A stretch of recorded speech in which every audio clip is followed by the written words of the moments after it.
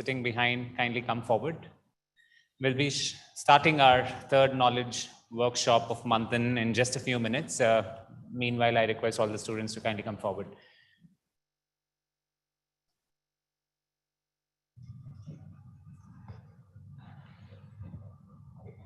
Those sitting behind, please do move forward.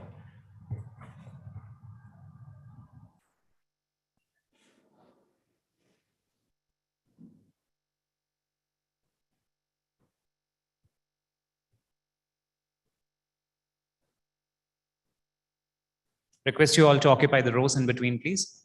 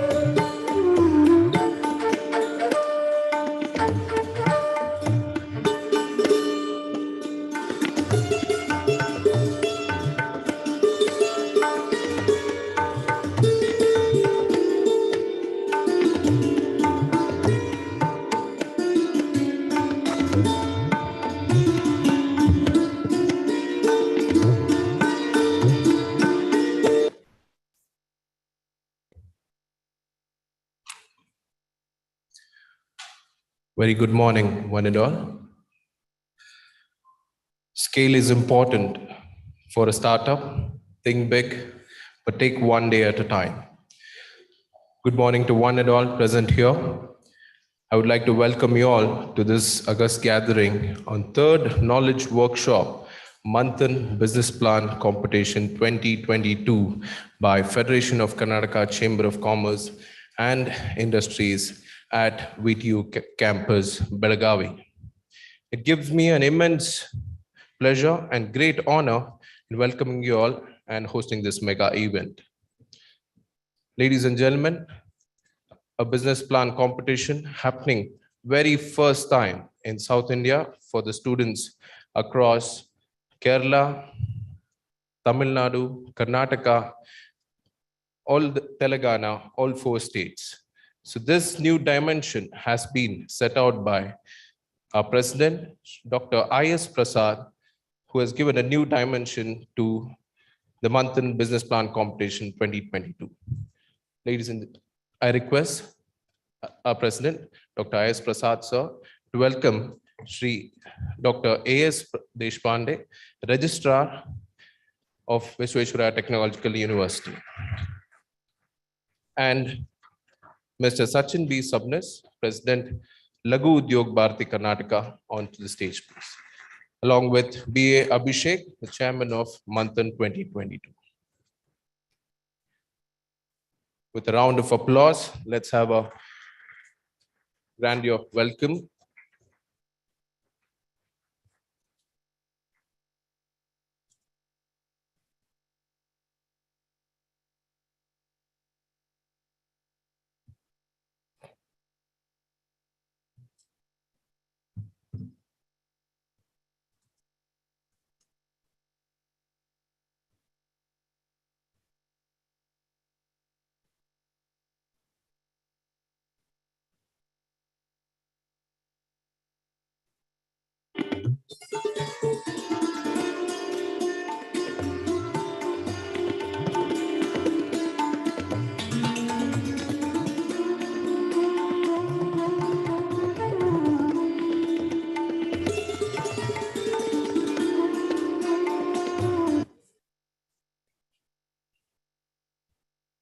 Ladies and gentlemen, amidst us is the president of FKCCI, Dr. C.A.I.S. Prasad, who's a visionary, a great dynamic leader who's been looking forward for nurturing the future businessmen of the country, and he's been shaping the minds of Manthan for the days to come ahead. So I would request Dr. I.S. Prasad to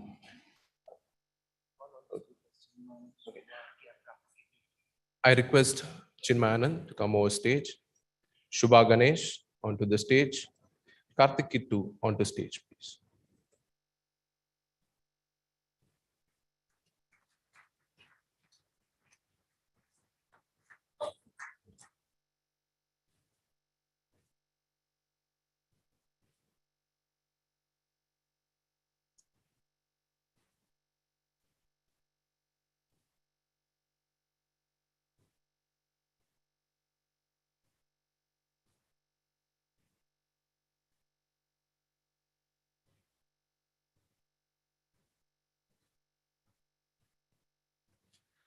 I request our President, Dr. I.S. Prasad, to welcome our address. Thank you.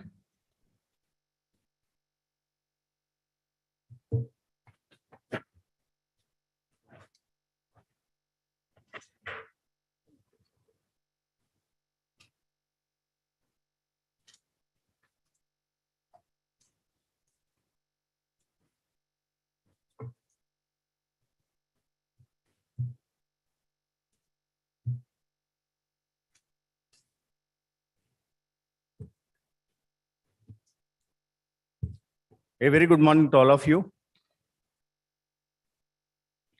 Respected dignitaries on the dais, my good friend Dr. A.S. Deshpande, presently working as Registrar of Visvesvaraya Technology University.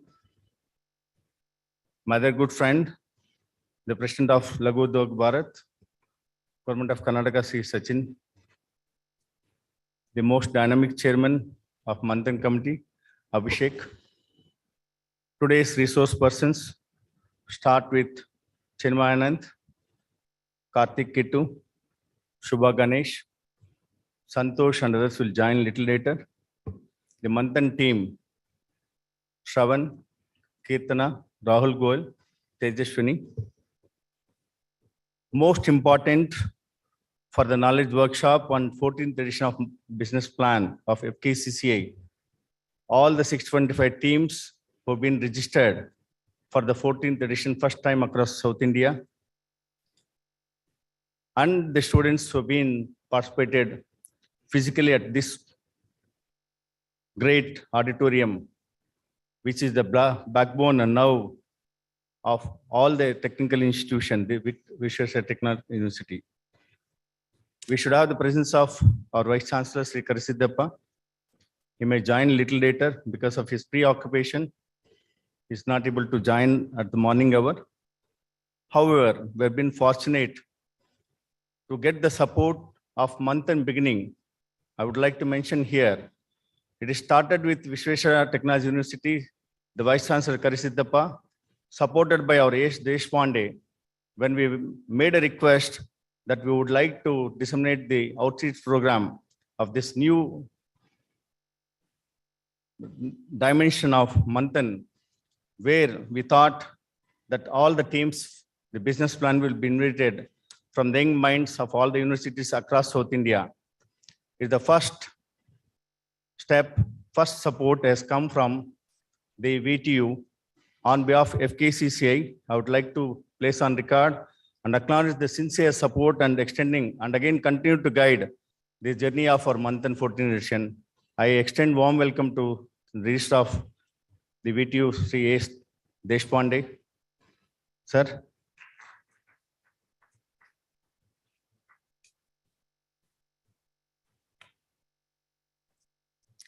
When I met the other dynamic person who needs no introduction for all the students community, he is an industrialist. Again, he has been chosen by the government of India for the foundry all over India. And again, he has been the governing council and again, the person for recruitment in MSME for various institutions. For all his contribution, again, the government of India has been recognized and appointed him as state president of Laghu Udyog Bharat, whom you all should know that is have pan-India and again aim at empowering of every youth and every entrepreneur to reach. And this year they have a very big exhibition coming somewhere in September at Bangalore, where they've been focusing on manufacturing in India and again the innovation. My dear students, the teams of 625, I take this opportunity to extend warm welcome to Sachin B. Sabnis, the president of Laghu Udyog Bharat, for this. I extend warm welcome to all the resource persons whom will be introducing by my team little later. For the information of the Registrar of VTU and Sachin, sir, FKCCI have been conducting the Manthan program last 13 years. I was also been there as member last 13 years. When I took as a president, when I thought that business plan, it reminds me of the quote of Prime Minister of India, that innovation is life. If there's no innovation, life is stagnant. And I had a privilege and opportunity to be a part of STPA Pan India to IT revolution during 2010, where we have come across how the IT enabled services next to Silicon Valley, it has become IT hub at Bangalore. So I had an immense experience of continuous the journey and my learning at every occasion with how this revolution of IT has changed the dynamic dimension, the entire economy of nation. When I've been invited by Nandan Nilekani at ET Awards first time, I thought, what is that ET Awards for startup? Mind-boggling that the startup doesn't mean the startup at age of 20. It can be even start 60. So that is the definition which the startup capital has been emerged. And when my Prashant Prakash, my good friend, when I've been met, he invited me last year, the startup capital, all of the team should know that India is the third highest startup capital. And again, Bangalore is the first highest startup capital in India. Out of 99 unicorns, the Karnataka has got 39. The unicorns, again, they said they talk about 10 billion, out of 3 from Karnataka. What is that we have to draw the inspiration from this Manthan Knowledge Workshop participation? Each one of the 625 teams, my dream and my vision, and my dream and my vision of my entire team of FKCCI, and my dream and vision of my entire team of Manthan, and all, even Prashant Prakash and PV Naidu as the chairman of digital economy, Madan Padiki, the president of TAI, and also we brought the Vice Chancellor of Ambedkar School of Economics, Bhanumurthy, who has been incidentally Economic Advisor of Prime Minister of India. And again, we brought the Vice Chancellor of Agriculture University, Rajendra Prasad. They're all going to be grand jury. And this Manthan, sir, both Sachin and Deshpande, sir, I would like to bring, when I started, I never thought that Manthan we are going to bring to this shape. When I had an occasion to meet all these eminent persons, I expressed my dream that I want this year at least whoever participate in this 625 teams, there should be at least 4 or 5 unicorns. So that is the dream of the 63 years old president of FKCCI, that this Manthan, the 14th edition of Manthan, founded by Sir Vishwesharaya, what we can bring to you. Right from the beginning of knowledge workshop, the team has been conceived, supported by the entire team with Abhishek as chairman, Prashant Prakash as the grand jury, as the chairman of advisor. We thought fit that every knowledge workshop, just like not bringing not experienced person, we want to bring on first workshop, sir. The first workshop on 28th has been chaired by Prashant Prakash, Sujit from Flipkart, Adema Radhakrishna from Udaan, and again co-hosts and Workspace, Idea Springs, all the unicorns who have been shared their experience and made the teams to draw the inspiration and have the confidence. And the second workshop also at Salem, been received by more than 1,000 members at Salem, the students of Tamil Nadu, and have been addressed by all the jury members. The knowledge workshop resource persons went very well. And this is the third workshop. Probably because of the rescheduling of engineering students, we may have the less attendance here, but I'm sure that virtually many have been joined.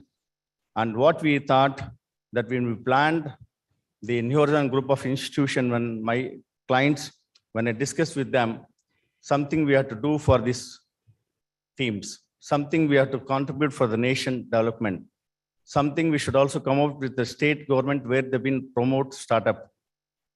When I for my surprise, he came out with offer, giving a blank offer. What is that you want from the institution? I thought it may be 1 crore, 2 crores, but Udaan of New Horizon College of Engineering College has signed MOU to provide 10 crore seed money for the 625 teams eligible startups. That made my commitment obligations a little more difficult. The Atal Incubation Center, the mentoring Ullas Kamath, my good friend, came. We thought that he may give sponsorship 5 lakhs, 10 lakhs. To my surprise, Dr. Acharya has come with an open letter addressed to me that Atal Incubation Center of NITE wants to provide 2 crore seed money for the eligible startup. Many resource persons, when they came on the first day, they're all serial entrepreneurs. They went investment of more than 180 companies. 1,50,000 crores has been invested. My assurance, the team of 625 teams, aim high, like dream 11 in cricket. You should dream 12, because unless you dream and pursue your vision, and here is FKCCI, not only provide the enhancement and enrichment of knowledge for you through the resource person, but also stand by you and also supports you to see that you will be selected top 75, because to commemorate and celebrate 75th year of independence, we want to dedicate 75 top to Government of Karnataka, where our Chief Minister has got vision to make Karnataka as Nava Karnataka to Nava Bharat, and also has a vision to achieve 1.5 trillion economy to support the vision and mission of our Prime Minister of India, 1.5 trillion economy. Prime Minister has worked for 18 hours a day to make our life, especially the next generation life, very happy. Our Chief Minister of India also been working Karnataka is working very hard. We are in Karnataka. We should feel proud that Karnataka is always known for IT, known for knowledge hub. Last week, the semiconductor policy been talked about. I think Sachin must be knowing Lagu Udyog Bharat. More than 200 billion has been signed by Israel. First time in India, the Prime Minister of India has been signed economic partnership agreement with various countries. The future is yours. The next generation yours. The opportunities is yours, provided, I always say, that those who have aspiration, inspiration, and innovation, and execute and learn skills to execute, And I think you march towards the new India, new economy. And we are with us two eminent persons at inaugural session. Sri Deshpande, the Registrar of VTU, with so much of knowledge. He is also engineering graduate. He is also doctorate. He is an industrialist and also is an educationist. What more we can bring for the enlightenment? What is meant of business plan and how each one of the student at the career. Normally, after graduation, you people will enter into entrepreneurship. But here, FKCCI would like to mold, inject the new ideas.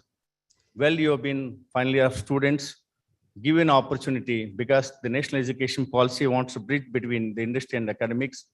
And here is the opportunity for you. At the first year of NEP itself, the FKCCI thought to expand the wings beyond Bangalore and beyond Karnataka, providing all the best and all the information for you. Without much taking time, I extend warm welcome to all the eminent speakers. I would like to place on record the contribution by the TAI, the Madan Padiki and Karthik Kittu, the resource persons, Manthan team, to make every program, not only just conducting the program, make sure the content of the program, the identifying the resource persons, how well they've been achieved the success in their life. And today knowledge workshop, I think overview will begin by Abhishek. It's a third knowledge workshop, followed by, we're going to be weeding out from 625 teams to 300 teams. And from 300 to 75, as mentioned, that 75th year of independence. And at the time of 75 teams, both the Udan and NITE and all the juries will involve, intervene, and guide you and mentor to make sure that next year when I stand here as a past president of FKCCI, I should find at least 3 to 4 unicorns from the 625 teams. So that is the dream in which I started this program, the journey. We work and make sure that each one of you will get an opportunity. And I extend warm welcome to my good friend, Deshpande sir, A.S. Deshpande, the Registrar of VTU, and Sachin Bansi, with a short notice he has come. Also recognize the presence of Ramesh Patil, the past president of Karnataka Chamber of Commerce. And probably during July, we're also coming back again to seek the support of VTU and all. We're going to have a state level conference, and this conference is going to bring the emerging of new startups in all this region, and apart from the investment for 30 aspiration districts.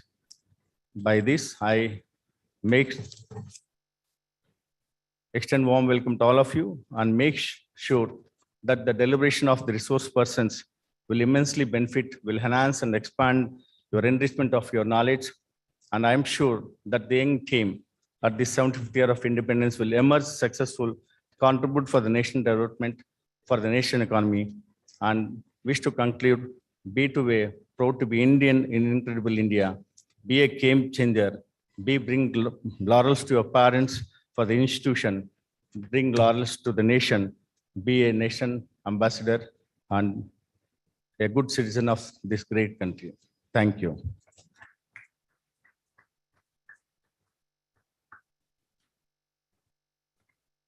Thank you very much, sir.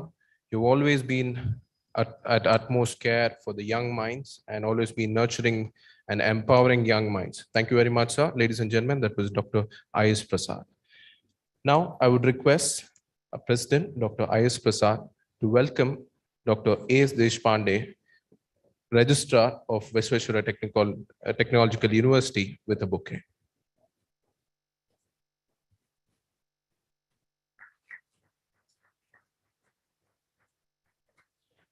I would like to request Dr. I.S. Prasad to welcome Mr. Sachin B. Subnis, President, Lagu Udyog Bharati, Karnataka.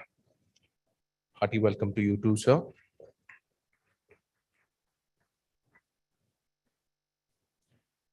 Also welcome the speakers of the day, Sri Karthik Kittu, Innovation Catalyst and Startup Ecosystem Evangelist. Also welcome CA Shubha Ganesh, Independent Director, EL Forge Limited.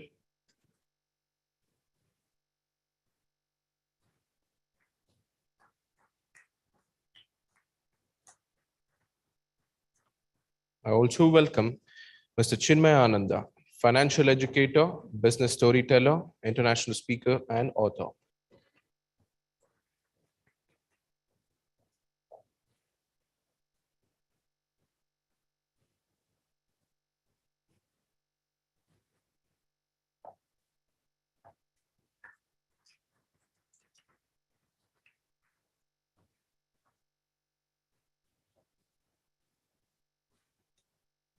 Okay. I would like to I would request Ramesh Patil from Hubli Chambers to come onto the stage, please.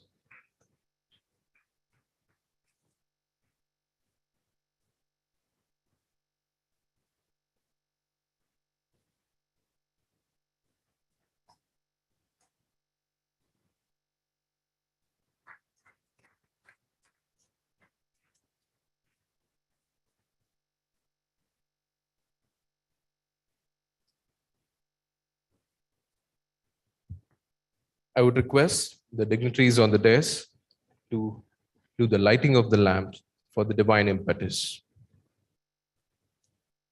Request all the dignitaries to join together and also the committee members.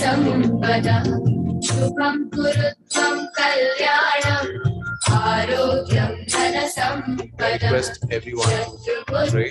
vinashaya deepajyotir namostute deepajyotir namostute deepajyotir parabrahma deepajyotir janardanah deepajyotir parabrahma deepajyotir janardanah deepo hartu me papam sandhyadeepa namostute o deepa brahma rupasvam jyotisham prabhuravyayah o deepa brahma rupasvam jyotisham prabhuravyayah आरोग्यं देहि पुत्रांश्च मतिं स्वच्छां मे सदा रवेरस्तं समारभ्य यावत् सूर्योदयो भवेत् रवेरस्तं समारभ्य यावत् सूर्योदयो भवेत् यस्य तिष्ठेत् गृहे दीपः तस्य नास्ति दरिद्रता शुभं कुरुत्वं कल्याणम् आरोग्यं धनसम्पदः शुभं कुरुत्वं कल्याणम् आरोग्यं धनसम्पदः शत्रुबुद्धिविनाशाय दीपज्योतिर्नमोऽस्तुते दीपज्योतिर्नमोऽस्तुते शुभं कुरुत्वं कल्याणम् आरोग्यं धनसम्पदः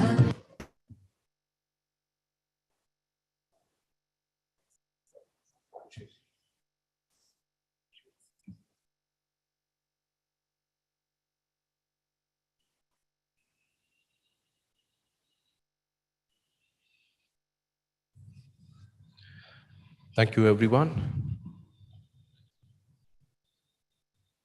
Ladies and gentlemen, amidst us, we have Dr. A.S. Deshpande, Registrar and Special Vigilance Officer at Vishweshwara Technological University. After serving as Principal of Gokte Institute of Technology, Belgaum for 10 years, Sir has worked for more than 30 years in various capacities. Also worked as Principal at Father Angel's College of Engineering and obtained doctoral degree in mechanical engineering from NITK Surathkal. Successfully guided 9 candidates for PhD and presently guiding 5 candidates.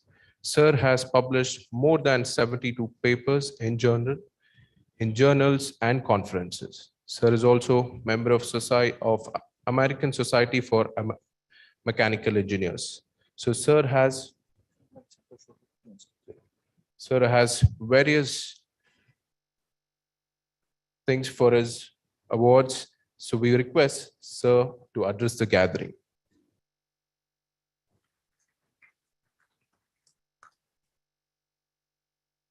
At the same time, I would like to request Sri Surulikuppi to come onto the stage, please.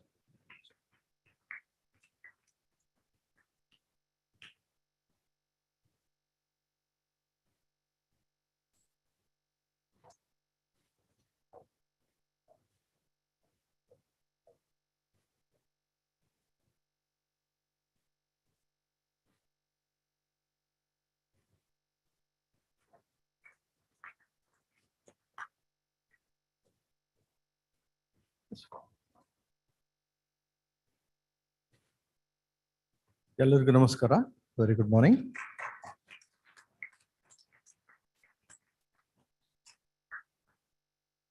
Honorable President of FKCCI, Dr. I.S. Prasadji, my good friend, Sri Sachin Sabniji, the President of Laghu Udyog Bharati, Karnataka.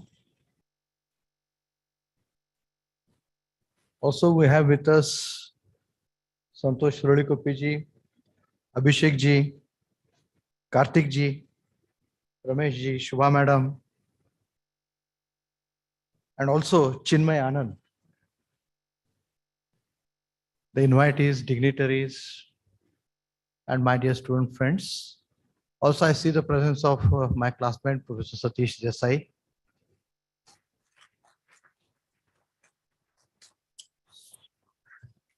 At the outset, I must place on record my special thanks to Dr. Prasad and the team FKCCI for identifying VTU as the venue for this wonderful program. Of course, as Dr. Prasad was mentioning, that this is the 14th edition of Manthan, and the Manthan appears to be a wonderful concept, which is really building the right kind of mindset among the students. I remember a wonderful narration done by Dr. Mashelkar in one of his articles. He says that the zero was given to the world by an Indian mind. The first email, a program, was written by an Indian, Shivaya Durai. He was a student at Harvard. And the first email program was written by an Indian student. And there are many wonderful contributions which have been given by the Indians to the globe. But in spite of that, still we are not at #1 slot. And what Dr. Mashelkar narrates further is that this is happening primarily because of the mindset. The mind is no doubt good. The mind is to be channelized. We need to put the mind in the right track, but also we need to build the right mindset. And this right mindset could be built only through academic institutions, by addressing the students at the right dot, making them understand the real problems, teach them to think differently, and only if these points are addressed, the right mindset with a positive attitude. And of course, what he highlights in his article is that, the value-based thinking is also equally important when we are building the right mindsets. And I think Manthan is undoubtedly a step towards it. I'm told that the best proposals, the best ideas have been selected. I think it started with 300 plus and finally got 75. Of course, what I personally feel is that the participation is something which is very important. Always, I strongly believe that whenever you are participating in any competition, there are only two results. One, either you win or you learn. Nobody loses. Because those who could not make it, of course, they would get the feedback. They would understand the reasons why they could not go to the next level, and they improve onto that. Yes, as rightly mentioned by Prasadji, the National Education Policy 2020 is going to be a big transformer in terms of the overall perception that we see in the education domain. As far as the engineering education is concerned, as you all know, the Karnataka is the first state to adapt and implement the National Education Policy. And of course, the VTU is the first technological university in the country when we have already initiated, we have started with the implementation of the National Education Policy. As a part of the National Education Policy, the focus is more on to the multi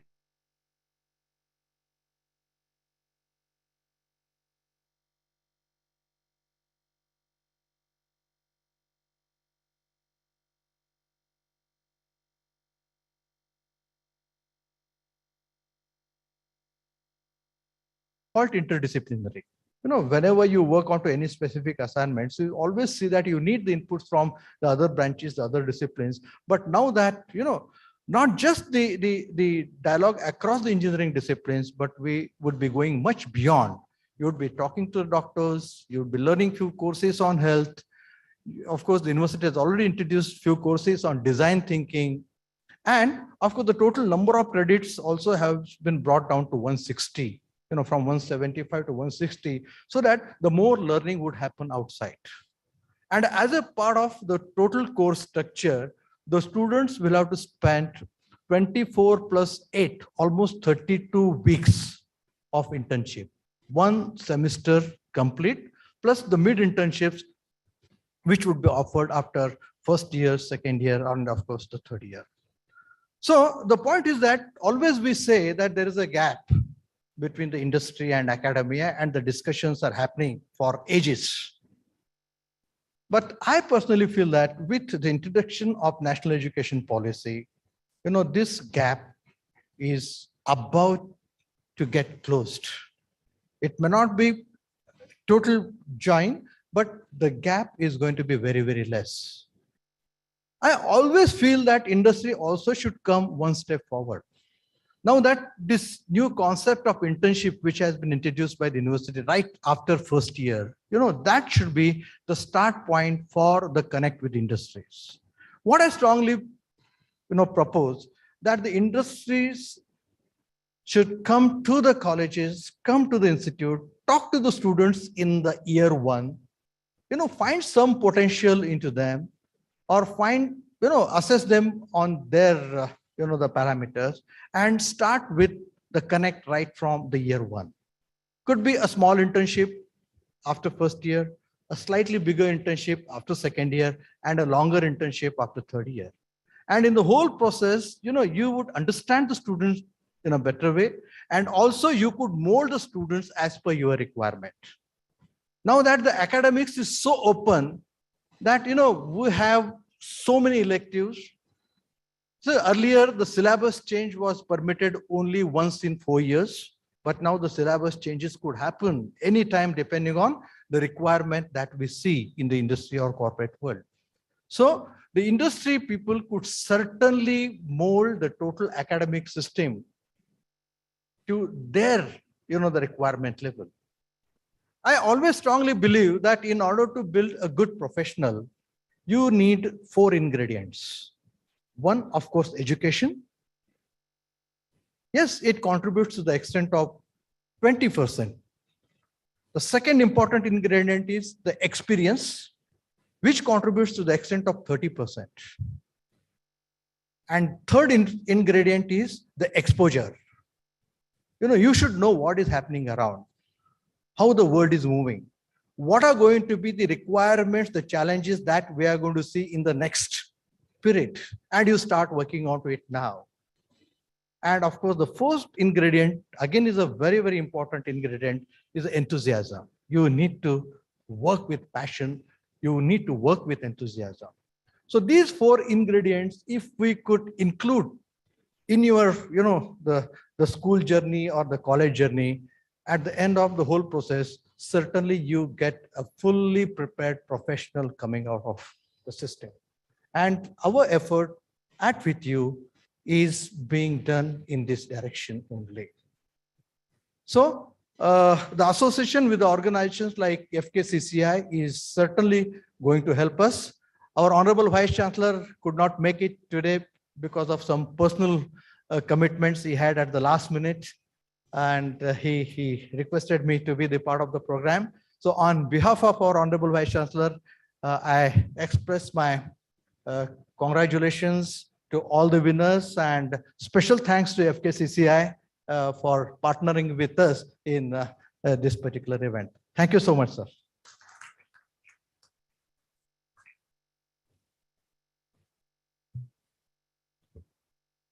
Thank you very much, sir.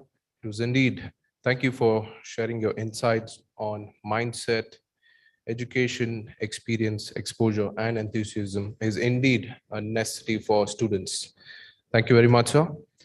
I would like to request Shri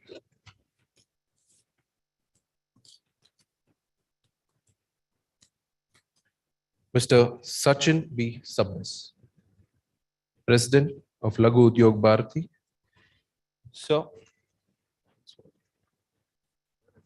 Sachin B. Subnis is the president of Lagu Udyog Bharati Karnataka. He started Sai Founders Engineers in 1995 at Udyambag, a small foundry which was successful in 2001. He started Sai Metals in 2001. In the year 2019, he has been nominated by Ministry of Human Resource Development to the Board of Governors of National Institute of Foundry and Forge Technology. Sir, it is indeed a great pleasure to have you, and students are really looking forward for your insights. Thank you. Thank you very much. Good morning, everyone. Ellargu namaskara. Dignitaries on the stage, President of FKCCI, Prasad ji, my dear friend, as referred, Anand Deshpande ji, Registrar, PTU, distinguished speakers on the stage, professors, teachers, and my dear students. Last week, when I met Mr. at Bangalore, he said, would you like to be on stage with us for inauguration of this business competition, Manthan, which is organized by FKCCI. It's such a great initiative. So more than 625 teams with a funding of more than 10 CR that he has been able to collect. And sponsoring this young generation, I said, okay, when I thought it's an opportunity to interact with the younger generation, I never would like to miss that opportunity. He asked me to speak about what are the opportunities for young people in the growing Indian economy. We have been hearing about this $5 trillion economy for a much longer period presently, but we need to know where we are at present and how we intend to go there. And youths of this nation are going to play a very, very important part if we have to be a 5 trillion economy. Or I have my own reservations when they say about 5 trillion. I ask the question, why 5 trillion? Why not 10 trillion? So other day when I was sitting on the stage with one of the ministers, he said, like, we have to be a little bit considerate. We cannot be over ambitious. And I said, until and unless you are over ambitious, it's very difficult to achieve certain things. But okay, with a $5 trillion economy, the Indian, if you look at the whole Indian population as of now, we know that more than 50% we are called as a young nation. And more than 54% of our gross national income is coming from young people who are aged between, say, 15 to 29. More than 50% of our population is less than 30 years of age. Our average population of India is around 29 years, whereas average population of countries like US is around 40. Europe might be around 42. Japan might be around 46. So they are aging nations. They had their own time. When we read about economic books, we read about like 70s, 80s, 90s, when Japan was growing, when USA was growing. But now in year 2022, with the average age of 29, and which is going to further go down in next couple of years, we see what we call as a demographic dividend. And India is on the verge of this demographic dividend. And this dividend will continue till, say, around 2050, when even the Indian average age of Indian will start tapering down. But with this young generation, we need a lot of young thoughts. And we are seeing, as I said, more than 54% of gross national income is coming out of this. A younger generation, with young generation is the wheels to take this economy from whatever 2.7 trillion, what we are, to say a 5 trillion. But my bigger worry is the socio-economic condition of this nation. With the GDP or with the per capita income, we can say of around, say, $2,200 US, still we are on a lower strata of the growing nations. With a lot of more advanced or growth oriented nations, their incomes are all beyond $50,000 per annum. So at $2,200, we are still a long way to go there. But the basic distribution of wealth that we are seeing, there is huge disparity in this distribution of wealth. And that disparity of wealth is the reason for maybe some kind of a socio-economic issues that we might be seeing today. And in that, the youth who form the major chunk of our population are going to play a very, very important part in that economic growth. When we were in school, we never heard of anything like angel investors or such kind of programs like what Manthan is there. Today, an organization like FKCCI is coming all the way here. Institutions like VTU are tying up with them so that they can get to you the funding if possible. If you have some business plans, you can present it to them, you can go ahead.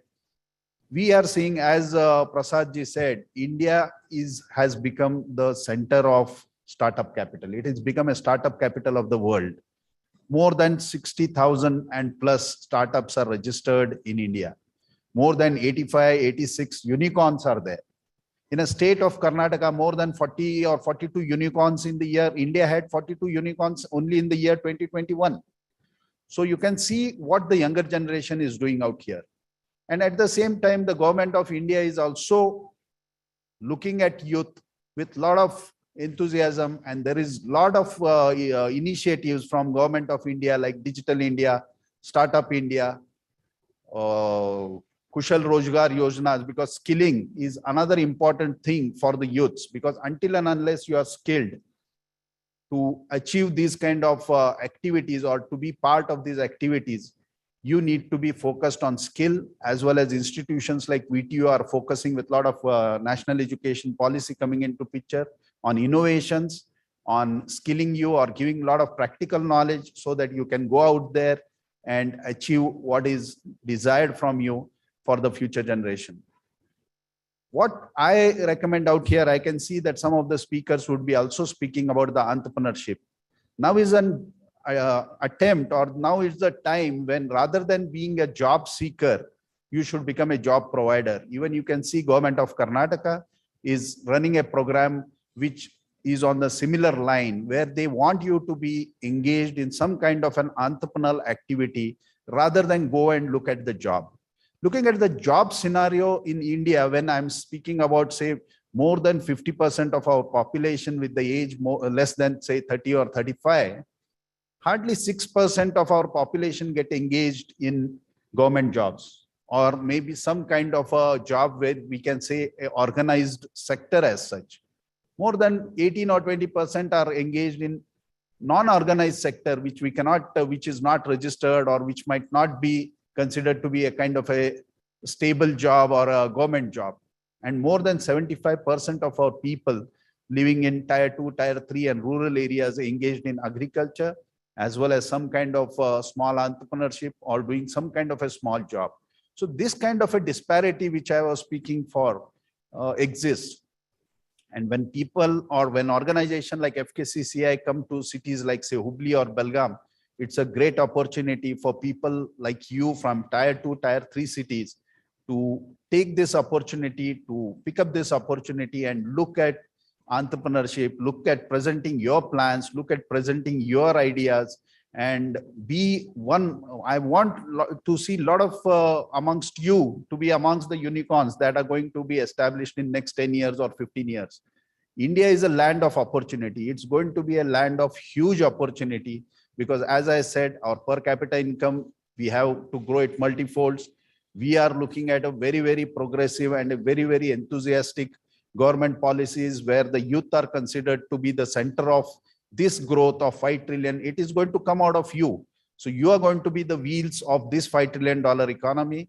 So I just wish all of you take a great look at this opportunity, take it very seriously, try to be part of such kind of initiatives being proposed by FKCCI or any other organization, or also VTU, and take this opportunity, present your business plans, take your ideas, and see that we establish a great nation as It is Swaraj at 75. This is 75 years of our independence. And I think there are a lot of schemes coming from government under the name of Amrit Mahotsav, Swaraj Ka Amrit Mahotsav. So you should take those schemes, try to be part of that, try to be part of that ecosystem. There was a time when, as I said, during our time, such things never existed. And I had read a book around 15 years back called as World is Flat by Thomas Friedman.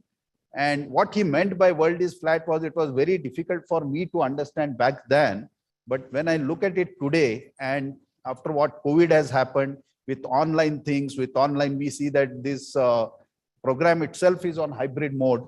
So when the world is flat, because everyone sitting in every corner of this world is having an equal opportunity to achieve whatever he thinks or whatever he dreams in life.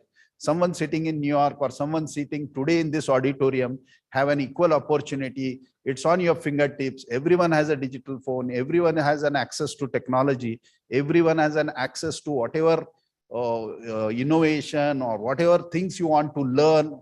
It only depends on how much efforts you are ready to put in and how much you look at it in a positive.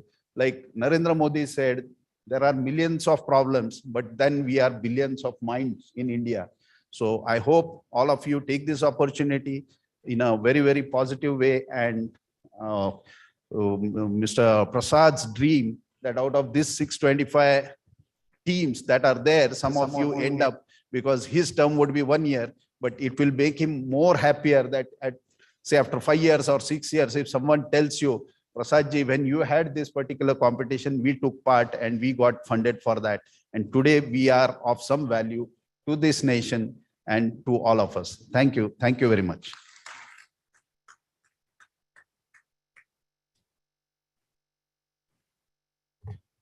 Thank you very much, sir. We can see that passionate entrepreneur in you, and we could see how audience is able to kindle their entrepreneurial spirit. Ladies and gentlemen, that was Sri Sachin B. Sapnis. Now I would like to request Sri Hemendra Porwal, Senior Vice President of Belgaum District Chamber of Commerce. I would request to come onto the stage and receive a bouquet from the President.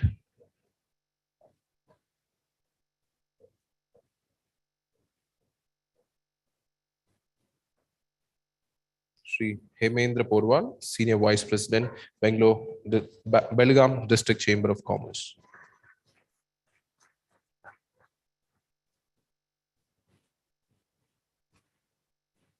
And I also request Sri Swapnil Shah, Member, Belgaum District Chamber of Commerce.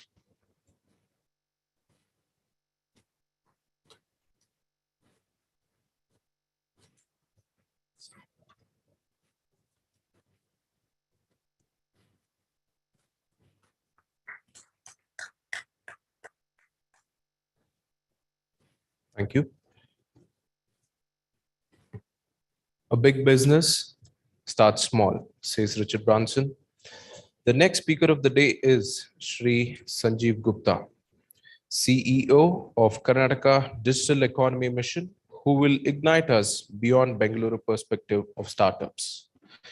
Sanjeev sir is CEO of Karnataka Digital Economy Mission, an initiative of Government of Karnataka. And he is also the MD and CEO of Lahari, promoted by Government of India, Government of Karnataka, and Indian Industries. So sir was also MD in Accenture, handling India and South Asia business, covering consulting, technology, operations, and digital for health and public service. So sir has also served as country general manager for Microsoft India to grow India public sector business. Now I welcome Sri Sanjeev Gupta to share his insights virtually. Thank you so much for the kind introduction. Namaskaram. And with the great good morning to all of you who are there on the dais, who are there in the audience physically, and who's there in the on the Zoom as well. I could see 91 participants are participating on the video format. So it's great to know that. Dr. Prasad is there. Dr. Deshpande ji is there.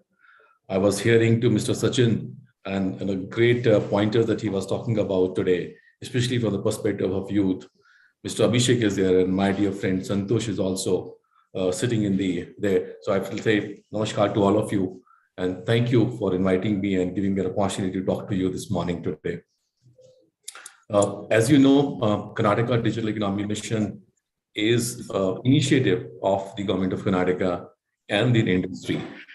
The initiative is why we require this initiative, and I will take a couple of minutes to convey my message to you. If the India looking at $1 trillion digital economy coming up, and I think if any other state in India would like to contribute or to stand up, Karnataka will be the most important state to contribute in the ambitious target of $1 trillion digital economy. And there are known reasons for that. Last 2 decades has been promising from Karnataka that 40% of the IT exports come from Karnataka alone itself. And if that's the case, then we need to take a larger responsibility in determining the journey for India's $1 trillion digital economy. And that extent, we thought, let's make up a combination of the combination of the industry and the government, where instead of government looking at what's supposed to be done and how we should do it, rather than let's the industry design, drive, and own the initiatives for the digital economy of the state, and so contributing large aspect. So we talk about an aspiration and said, hey, how can we be more than 40% of the state GDP coming up from the digital economy alone? And how do we contribute in going forward by 2026, roughly, let's say, $250 billion to the $1 trillion digital economy that is looking forward for India as well. And having said this, then we determine in terms of what are those components of the digital economy, which is very, very critical for us. So one part of the pillar of the digital economy is looking at ID, ITS, GCC, BPM. And the second part is the electronic system design manufacturing, which is chip designing to the electronics products for components to the end systems product as well. And the third one is where today's session is also targeting upon is about startups and innovations. Fourth pillar of the KDM or the digital economy strategy is to look at the talent accelerator in terms of the future demand of the talent that we can look at and then say how we put together an ecosystem to provide those talent. And the fifth, which I've been asked to talk to the topic, is about beyond Bangalore, is to say that if anything is happening on the economy, how do we streamline, channelize it towards more of beyond Bangalore rather than limiting ourselves or pushing it to only for Bangalore. But these 5 pillars, 2 pillars are very important for us to discuss today. One is the startup and innovation, and second is the beyond Bangalore. And just to take up the pointer where Mr. Sachin was talking about of unicorns, I think we should clap today from the audience for Karnataka, the leading unicorn state in India. And I would like you to please push this harder and harder. And I want to listen to the noise as well, right? If you're getting it up. We are, the world number 10 startup innovation ecosystem in Karnataka. We are leading the way in terms of how the startup innovation happens as a part of a system. With this approach today, you find the more than 8,000 startups get registered on a basis from Karnataka, which is just registered. There are many who are startups which are not at all registered, and the number could be more than double of that kind. What I'm trying to say is that if you pick up these statistics in total in terms of how do we performing, they reveal the story of Karnataka startup ecosystem, which is very, very promising. And that's the reason when we say that India is the gateway for digital, I would say Karnataka is the gateway for India's digital journey. So, having said this, this is the way the startup innovation plays a very important and critical role. Now, beyond Bangalore is the another initiatives and why we focus as an important pillar for us. From a beyond Bangalore perspective, if you see that if any state has or a country has to look at a growth journey, it has to be an evenly growth journey. And when you look at an evenly growth journey, you need to pick up some initiatives to design, enablement of these evenly growth stories to other centers of the, economy. For example, if you have a Mysore or a Mangalore or a Belgaum, Hubli, Dharwad, these are the important three clusters that we talk about as, and Mr. Sachinji, you're talking about of tier 2 and tier 3. My request is, let's talk about emerging tech clusters. Because when you say tier 2, tier 3, sometimes I look at, oh, I'm looking you down, right? But when I say emerging tech clusters, I look up. So in that format, we normally call them everybody as the emerging tech clusters. So we have identified 3 emerging tech clusters in Karnataka, which is Mysore, Mangalore, and HBD, which is Hubli, Belgaum, and Dharwad. And these 3 clusters are actually putting together a strength of why industry should look at this. Industry is a very business-oriented industry, right? They need only the numbers and the right initiatives to convince them to say these are right destinations. So for that matter, we need to make a product of Mysore, a product of HPD, the product of Mangalore, and product needs a specifications. Why? What is that edge? Et cetera, et cetera. So we are trying to put together, and we have already done that, is these 3 clusters has a product line. So when you say Mysore product, we offer them in terms of what is the Mysore offering to you? As a part of a industry ecosystem, what exactly it is there? As a part of startup ecosystem, what exactly it is there? As a part of talent institutions and the supply side, what exactly it is? And how many numbers are there? What type of talent availability is there? Infrastructure, what type of infrastructure is available for industry to plug and play or to look at the larger, way of setting up their operations. And then look into the livability index. Look at the hospitalities, the hospitals, the education system, the road networks, and the modern life which the employees needs and the employer needs to promote within their organizations. All that is part of a product. Now the product doesn't end here just talking about of this kind, but also do a little bit of P&L analysis. So for example, P&L analysis that if you open a center in Bangalore or in Hyderabad or Chennai, or you open a center in BLD, when I say BLD, which is Belgaum, Hubli, and Dharwad, is to say how much is going to impact on a P&L. How much is like 20%, 25%, 24%. Then ladies and gentlemen, we have done this analysis and we've gone into conclusion that minimum 21 or 22% hits your bottom line. In that sense, the convincing power becomes much more stronger. Right. So if you see the product line of our Beyond Bangalore clusters is demonstrating that initiative to promote and convince the industries. And that's the reason for the last 8 to 9 months, I'm very happy to share with you, around 20 companies has opened their operations in these 3 clusters in the last 9 months. And just because of we approach towards what industry thinks. And again, when I say we approach means it's not that we sitting in here and that this is the right way to do it. It was advised and guidance given by the industry that Sanjeev, I think if you want to really convince me, give me these particular input and data points. And so we brought those data points together, put up a story together, and then came forward to say, hey, this is where the Beyond Bangalore do. And likewise, the product is available for Belgaum, Hubli, Dharwad, for Mangalore, and etc. Today, the aspirations is that we should be contributing at least another 12,000 startups coming up or 10,000 startups coming up from Beyond Bangalore. So what are we doing on the startups ecosystem for Beyond Bangalore alone as a part of our initiative? There are 3 important elements that we have plugged in. Number 1 is looking at the challenges of the startup ecosystem in these regions. The rush, as soon as they become a little bit bigger or a little bit of success story which comes into play, the rush to Bangalore or rush to any other metropolitan towns. How can we solve the problems by make them understand that you be here and you'll be able to solve the problem. So that was the one statement that was hitting our mind in terms of addressing this issue. The second one was to, how do we create those really industry connect and mentorship connects with these startups which are coming up from these places as well. And the third one was obviously everybody needs fund, right? So how do we create a funding pattern which is available at the doorstep rather than knocking the doors outside somewhere? All these 3 challenges were addressed to us, and we put together a plan onto this. Again, the industry from the local cluster, and I'm very fortunate that we have a plenty of great friends, which is there in Belgaum, Hubli, Dharwad, and likewise in Mysore and Bangalore, who has come forward and said, I own this initiative in this cluster. And when I own this, Sanjeev, let's do this. Let's do that exercise. And that's the demand comes in, and that's the way that we have designed these initiatives, the understanding of the pain point and addressing them. So to say what we have done, we have set up a Beyond Bangalore startup grid. We started with 20 startups in the last November. And I'm very happy to share we have more than around 400 startups registered on this Beyond Bangalore Startup Grid.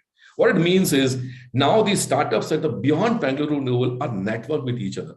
And they can now talk to the peer groups. They understand what they are doing. Maybe some of the startups are doing the same thing, or some of the startups can complement each other. How do we bring that synergy between the various startups together as a one platform is what we call as a Beyond Bangalore Startup Grid. Ladies and gentlemen, if you find any of the startups, please reach out to our team of the KDM at local level. We have Mr. Amar there, who is based out of Hubli, who looks after it, and the entire industry anchors. You just pick up anyone, say, KDM, there will be some industry anchor who will tell me what you need. And that's where we will be able to help you. So one is the Beyond Bangalore Startup Grid. The second one is the very strong relationship with the TIE. The local TIE, which is the institutions for innovations and startup. We have got a very strong bonding, not at the local level, but also at the global level. So from a TIE Global to TIE Karnataka to TIE chapters of the locations, we have a very strong network alignment. Why it is required?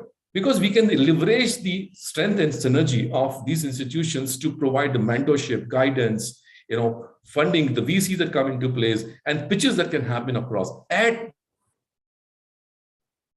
the level where they are. That is another institution that we have got leverage with. The third one that we've started putting together is the cluster seed fund. Now, friends, this is an initiative which is again the first in India for a cluster levels. You find those, today Tamil Nadu, yesterday I saw a small note which says that Tamil Nadu has come up on the emerging tech, funds. Fund for the emerging tech. So the startups who are coming up for the emerging technologies, they can leverage that fund. Friends, we started the Kitwin almost a couple of years back on the same lines. What we have done is today is to go beyond this and say the cluster seed fund for Belgaum, Hubli and Dharwad is one seed fund which is available for startups at local level. Likewise, the Mysore cluster seed fund, likewise the Mangalore cluster seed fund. And we have started with a fund value of around 25 CRs respectively for these three clusters each. And we're looking at to increase this fund value going forward as the more industry participation comes into play.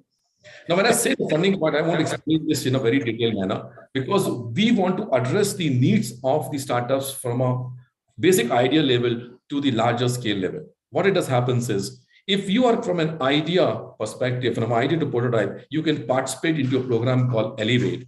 In that Elevate program, we give you grants. The government of Karnataka gives you grants up to 50 lakhs. So up to 50 lakhs, you can take a grants to convert your idea into a prototype. So that's one fund available for you where you are right now. The second one is when you've made a prototype, now you want to put up into a business case and you want to go ahead and actually do a business, you will require a certain level of investments.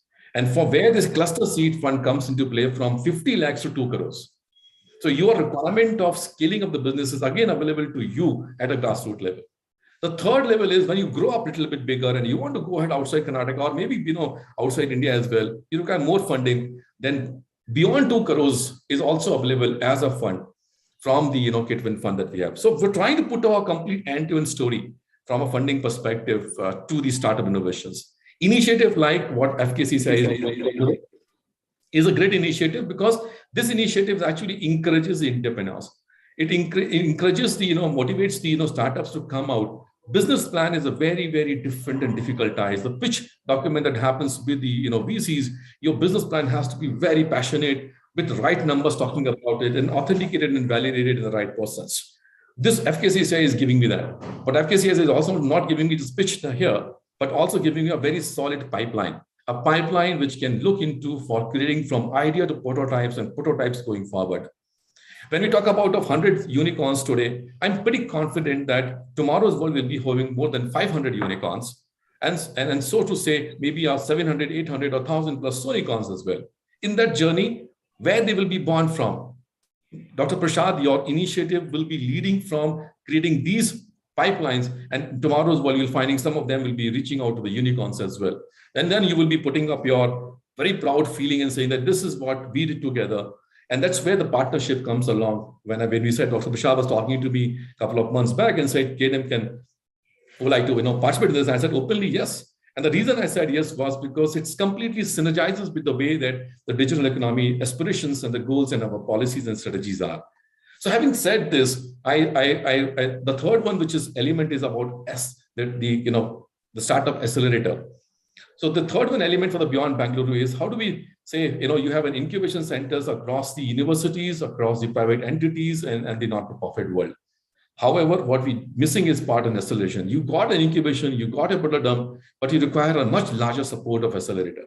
And so you jump on. What we're trying to put together is a network of accelerators. So you will have some of the great accelerators in Bangalore. They will be like more of a mentor institution.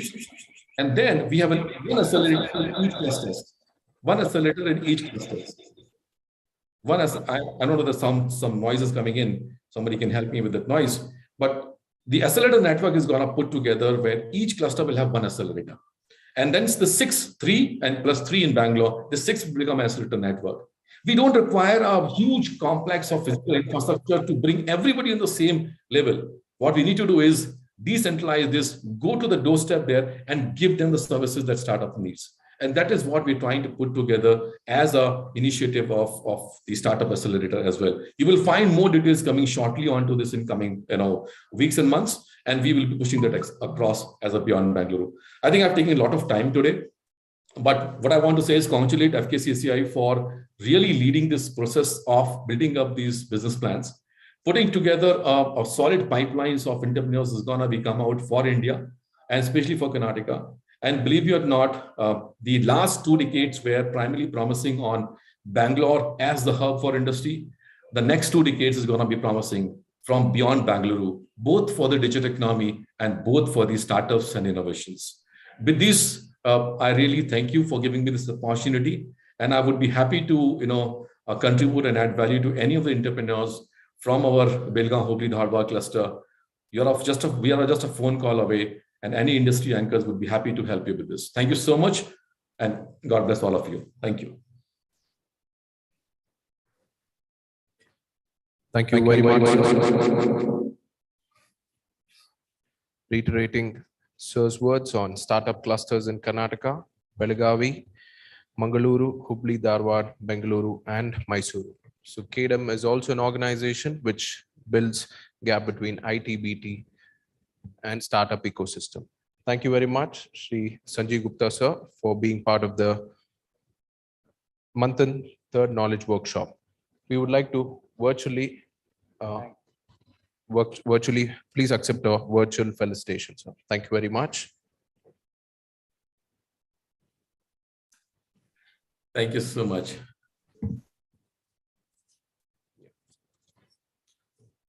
We cannot always build the future of our youth, but we can build our youth for the future. It's a moment of extreme pleasure to welcome Chairman of Manthan 2022, Mr. B. Abhishek, to give an overview of Manthan Third Knowledge Workshop at VTU, Belgaum. Thank you.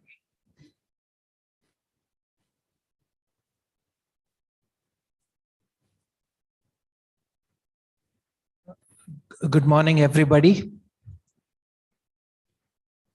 Good morning, all the students present here. Good morning. Just wanted to check if you're awake or not. Dignitaries on stage, start with our President, Dr. C.A. I.S. Prasad, a visionary and dynamic president who has conceptualized this Manthan 14 edition. The Registrar of VTU, Dr. Anand Deshpande, sir. Mr. Sachin sir, President of Lahu Udyog Bharati, our past President from the Hubli Chambers, Ramesh Patil ji, our speakers, Chinmay, Shubha, and Karthik Kittu, all the mentors, HODs, professors from across all universities, across all the 5 states, and most importantly, students, the 200 odd students present physically here and all the students attending online. A very warm welcome to the Third Knowledge Workshop and good morning to all of you. I would also be failing in my duty if I don't thank our sponsors. We have a host of sponsors who are supporting the 14th edition of Manthan. Thank you for all your support. I would like to thank TAI, KDM, the government of Karnataka and all the startup initiatives for their support. And most importantly, VTU. We are here. Thank you for the entire team of VTU for hosting and conducting and helping us out organize this third knowledge workshop. So as our president has already given you an overview of Manthan, we are in the 14th edition. The first edition was back in 2009. And the grand finale of Manthan in 2009, our chief guest or visionary was none other than our former president of India, our late Dr. APJ Abdul Kalam. And we are sitting in his auditorium. The auditorium is named after him. So all the previous 13 Manthan finales were graced by very eminent personalities like Mr. Anil Kumble, former captain of Indian team, Veerappa Mouli, Professor C.N.R. Rao, etc., etc. What is Manthan? Manthan actually means churning of knowledge. And the whole concept of Manthan is to kind of promote the entrepreneur skills at a really young age, as in the student life. So we basically trying to motivate and inculcate the entrepreneur spirit at the student level itself. So like our registrar said that we wanted industries to come to the students at the first year. Even Manthan is aiming to take and help students from the starting of their education. It could be even at the PUC level, the undergraduate level, postgraduate, or even the graduate level, and help them build their entrepreneur's spirit. What differentiates Manthan from any other business plan competitions are 4-5 small things. The most important thing is the mentoring. Here we at Manthan provide one-on-one mentorship to the participants. It is two-level mentorship, both a short-term during the Manthan and a long-term mentorship even after the Manthan program is over. We have a lot of mentors who can help each of the teams here for a long term. In addition to mentorship, we also conduct these workshops. Today, we are conducting the third workshop after successfully conducting 2 workshops, one in Bangalore, which was conducted by Prashant Prakash, and it was also attended with a one-on-one interaction and a fireside chat with a couple of unicorns, Mr. Pramaya and Mr. Sujit. We also had a second workshop in Salem, which was well appreciated and received from the students in the Salem belt as well as across South India online. And today the topics that we are covering is life of an entrepreneur, leadership, decision-making and team building, startup capital. Well, many of you don't need to worry about that because with the support of I.S. Prasad, our president, we already have an incubation support of 12 crores already waiting for the top teams. We also, with Manthan, we also are offering a cash prizes worth 20 lakhs or 2 million to the top deserving candidates. I mean, it deserves a round of applause. 25 lakhs, 2.5 million. Our president just corrected me. It's just going up. It's just going up. And hopefully soon we can achieve even 30 lakhs or 3 million by the time we have the grand finale this year. We also have Chinmay helping you with how to build your business plan and tools that you can use to make your business plan more effective. A couple of important things that I would also like to mention here is with Manthan, you also have an opportunity to network with VCs, with industry leaders, and quite a set of other eminent speakers as well. Last but not the least, we also have a grand jury which will be evaluating all your plans once you submit them. So once this workshop is done, you have another 2 weeks. So by the 31st of May is your deadline, teams, by when each of you have to submit your business plan online. And from the 1st of June, the host of jury would be evaluating each of the business plans that has been submitted based on a set of criteria. And the top 300 in the 600 odd teams, we would pick 300 teams for the next level, after which that would be streamlined to the top 75, who would be invited to Bangalore to present their business plans physically. And from then we would be calling the top 20 teams who would then be having attending the grand finale, where the top 3 and 5 teams will be awarded with cash prizes. I would also like to thank members from the Hubli chambers and the Belgaum chambers. Thank you, sir, for coming. Team, please, this is for you. The workshops are for all of you. Please make most of these workshops, learn from it, and whatever you learn, use them to build your business plans. Thank you so much, everybody.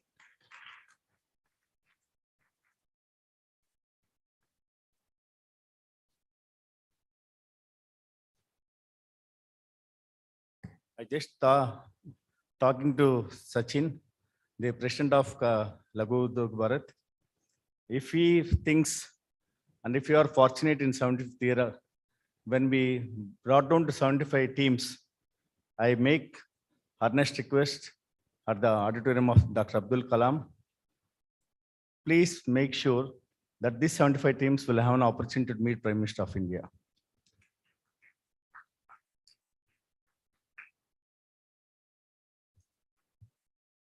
Thank you very much, sir, for that announcement. And also I thank Abhishek for his insights on the third knowledge workshop. Now let us move on to the facilitation ceremony.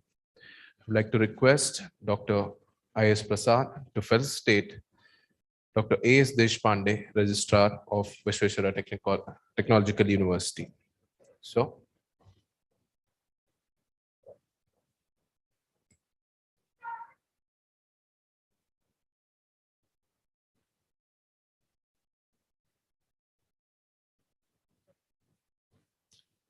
I'd like to thank Dr. A.S. Deshpande, sir, for all the support extended to FKCCI. We deeply acknowledge your partnership for FKCCI 14th edition of Manthan program.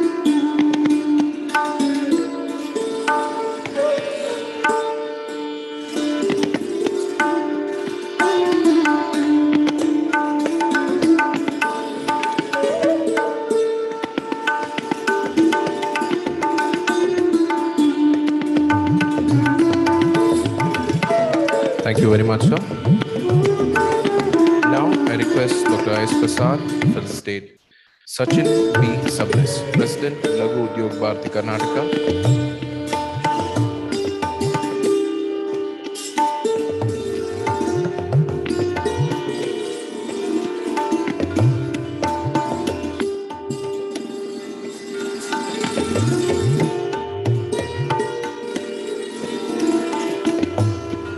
Round of applause for Shri Sachin B. Sabnis.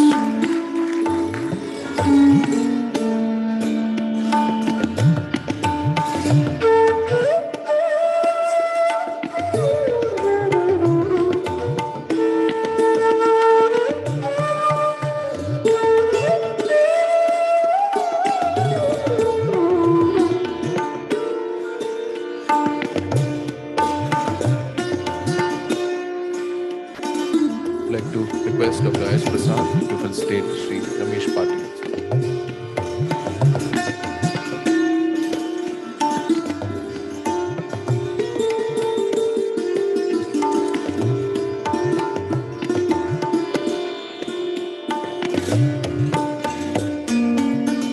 Round of applause for Shri Ramesh B. Patil from Belgaum District Chamber of Commerce.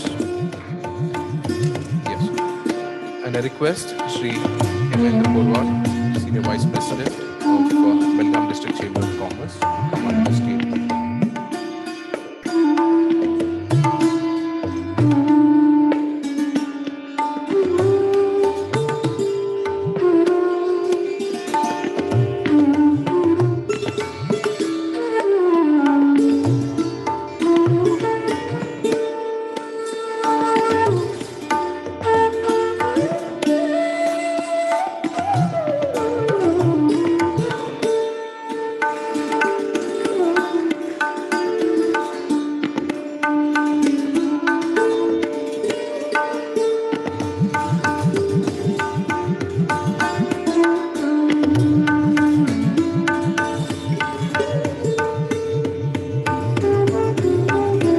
request Shri Santosh Hurlikopi.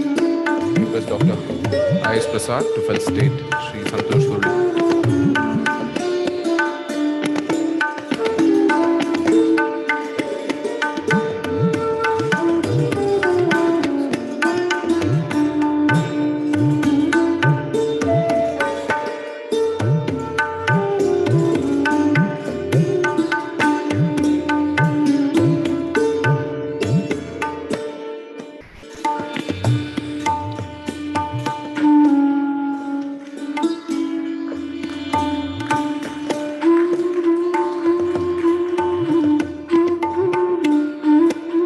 Thank you, sir. Now I request Dr. I.S. Prasad to felicitate Mrs. Shubha Ganesh.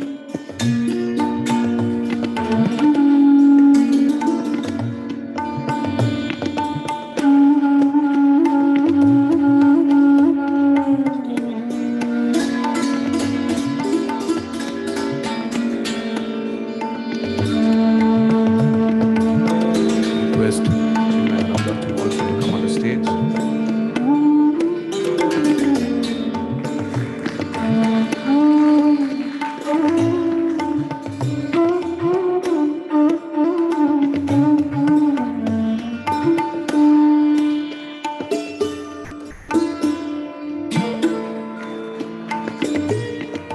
Now I request Dr. I.S. Prasad to felicitate Chinmaya Ananda.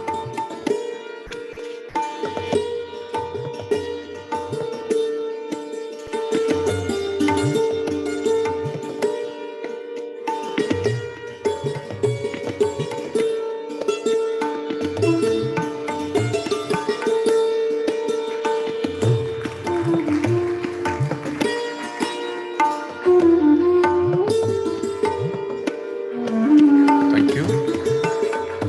Now I request Mr. Karthik Kittu to come forward and receive our felicitations.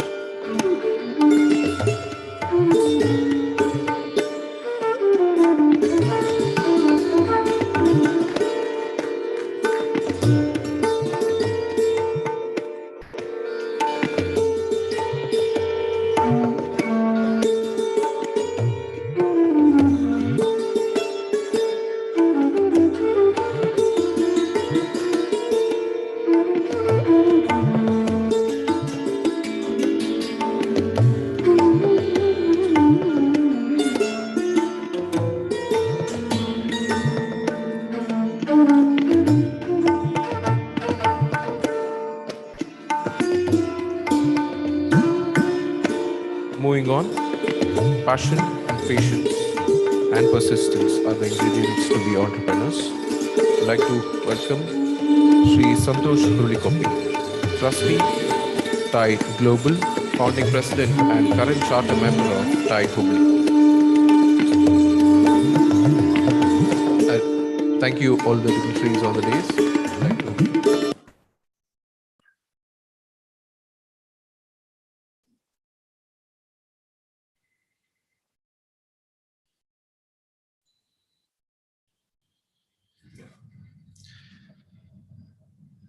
And Mr. Santosh Hurlikopi has also been a board member of Indo-American Chamber of Commerce, Hubli, member of National Academy of Skill Development, Karnataka, Joint Secretary of Hubballi Dharwad Development Forum. He's a serial entrepreneur, investor, and mentor for over 2 decades. He began his entrepreneurial journey at the age of 22 with mechanical heat treatment industry, then pursued technology space catering to global clients and having their presence in Bangalore, Pune, Hubli, and Atlanta. I welcome you to take over the session, sir.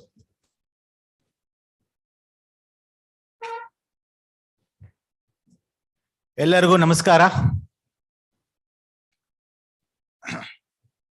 I'll try to mix my speech today between Kannada, Hindi, English. Let me see how best I can do. I firstly thank FKCCI for giving me this opportunity to speak at this auspicious occasion, because last 23 years, probably post my engineering, I've always been on my entrepreneurial journey, and anything to do with entrepreneurship that kind of excites me to come and speak. So thank you so much, FKCCI, Dr. Prasad, Dr. Deshpande, and from Lagu Udyog Bharati, Sachin Sabnis ji, and the entire team of KDM, with whom I've been working in our Hubli-Belgaum cluster. I think it's an amazing phase we are, like Sanjeev ji was mentioning. The digital economy itself is going to be $1 trillion economy. And we all are going to witness huge opportunities and potential to kind of ride this wave. So before I start, probably I'll just give my own brief background, and then I will share about entrepreneurial journey, what I am supposed to speak.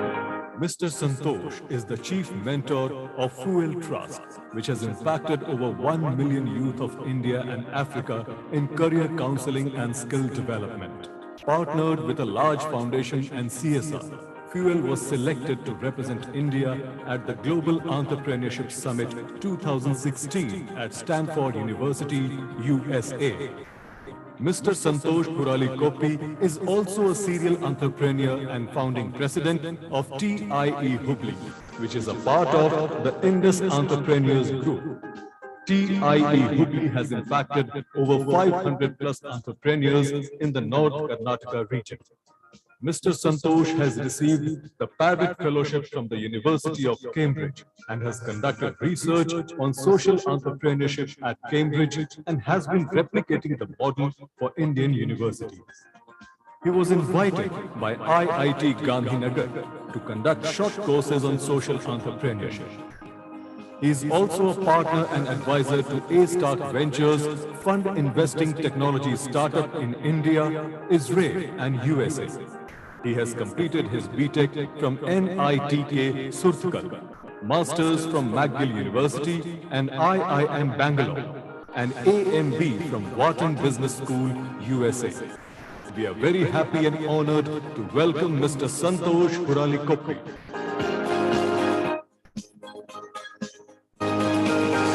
Thank you.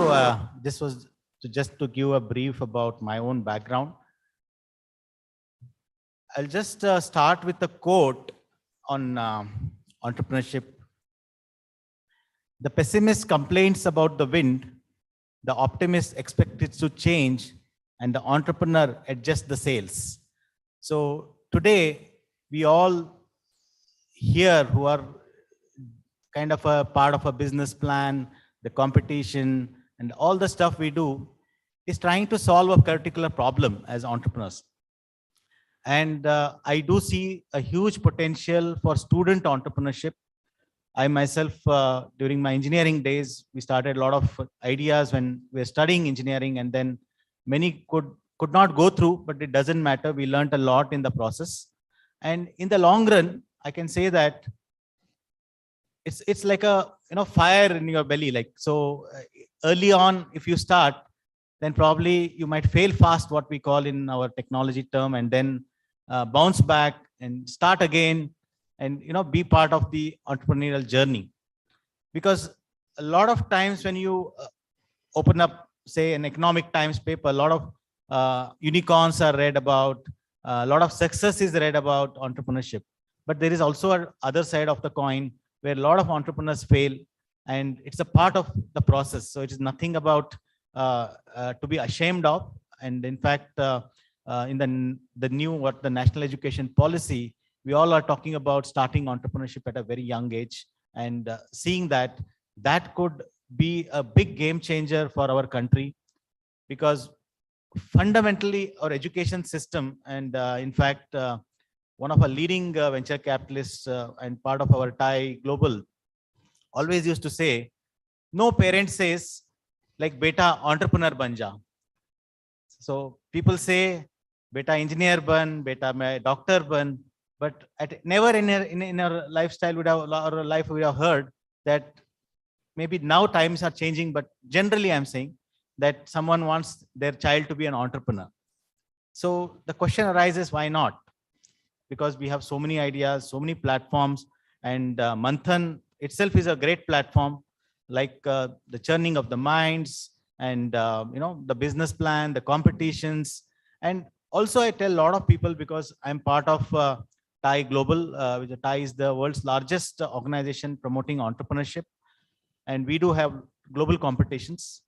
Competition is just part of the game, like it's not like if you don't win the competition, your business idea may be a failure. So I tell this to many people because they come to competitions, and when they don't win a prize, then it is not like you have lost the race. It is just that maybe on that day, your presentation, and because we have like 3-minute pitch competition, like in 3 minutes, how do you express yourself matters, and probably what the judges think matters. So it's not like, why I'm saying this is, I hear about 600 odd applications who are probably a few of them sitting here, few of them listening outside, is that work on your business idea if you really believe in it. And also very important is identify some mentors to support your initiatives. Because a lot of times, especially student entrepreneurs have great ideas, but they need some help, they need some guidance. Help is not just financial help. Help could be connecting to a possible or a probable customer. Help could be like testing where the market is. Help could be from various experience the mentor would have already gone through. So that's very important for all the students here who are working on their business plans, that please identify a right mentor who can be with you for a long term.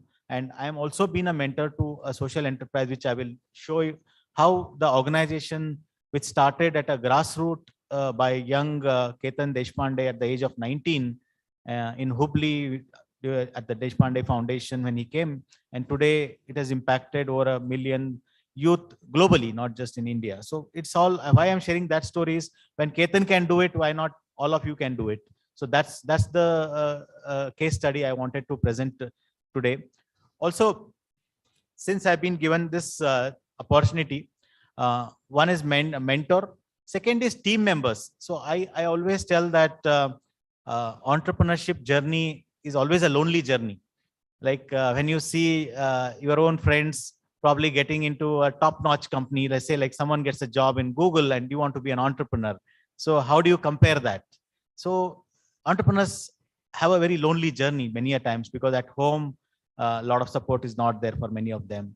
At college level, at every level. But if you find some co-founders, what we call, at the right time, and who could complement your skills, that could be one.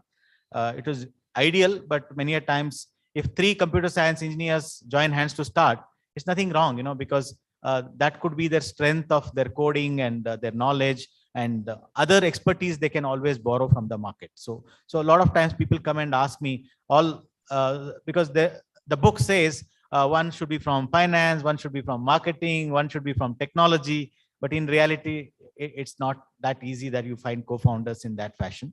So it's okay to find a co-founder in whatever fashion you get, as long as you are working and the relationship works. And number 3, I keep telling a lot of startups, I'm also investing in more than 10 startups at my personal level, is networking. Networking is an extremely important aspect for an entrepreneur, because no one is opening the doors for an entrepreneur saying that, okay, we have this problem, can you come and implement this problem? So entrepreneur has to identify that, okay, he could be my possible customer, and how do I reach to him? So it could be through conferences. It could be, today the world is all about LinkedIn. We have social media and social presence. And I have seen it works a lot, because whenever we, like my own organization, I can quote, like when we do say, today I'm speaking here, and if my right audience who thinks that they want to partner with me watches what I'm doing, then he gets little excited. Okay, what is this guy trying to do? Like, can we talk to him? Can we? So every opportunity you get, whether it is speaking opportunity, whether it is expressing yourself, please go ahead and do it.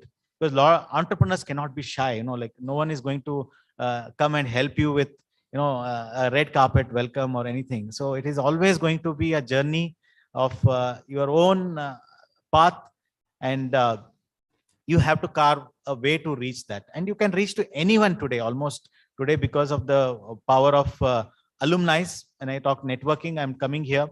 A lot of institutes here, students of various institutes who are sitting here, are alumni of prestigious institutes. You have to find those right alumni who can be connected with and whom you can reach out. And again, I wanted to stress a little more about the mentoring aspect. A lot of people come say that I need mentoring, but they have no idea about what they want. So as entrepreneurs, we also have to ask the right questions when you go for mentoring. So whether it is you need help in, say, be clear, sir, I need help in fundraising. Very clear, crystal clear. So these are the 3 people who can invest in me, but I don't know them. Do you know any of them whom you can connect? So many startups come to me and say, yes, you just check my LinkedIn. If any of them are on my LinkedIn, please let me know. I'll write a short message and then you can take it forward. So it helps, it works.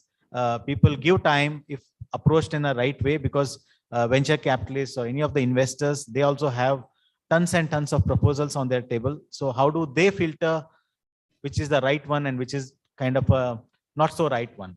So that, and the next very important part, a lot of people think that you start and you get a customer and then you start scaling and then probably you get an exit. Like in today's technology term, we are talking of exit.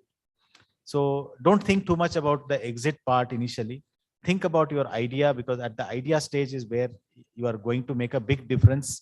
And think about possible customers. Think about global market. I am advising an artificial intelligence company which uses existing camera technology to do analysis and provide results. It's a global opportunity, like it can be done in India, then why not abroad? So if you have a global opportunity, that kind of a scalability can be built over a period of time. And also, I wish to kind of share my own journey of fuel. I think that will also give you how we transform from just a young entrepreneur to today where he is. And after that, I'll give some more tips probably for today's Manthan. And with that, I'll be ending my speech. Can you play the fuel video, please?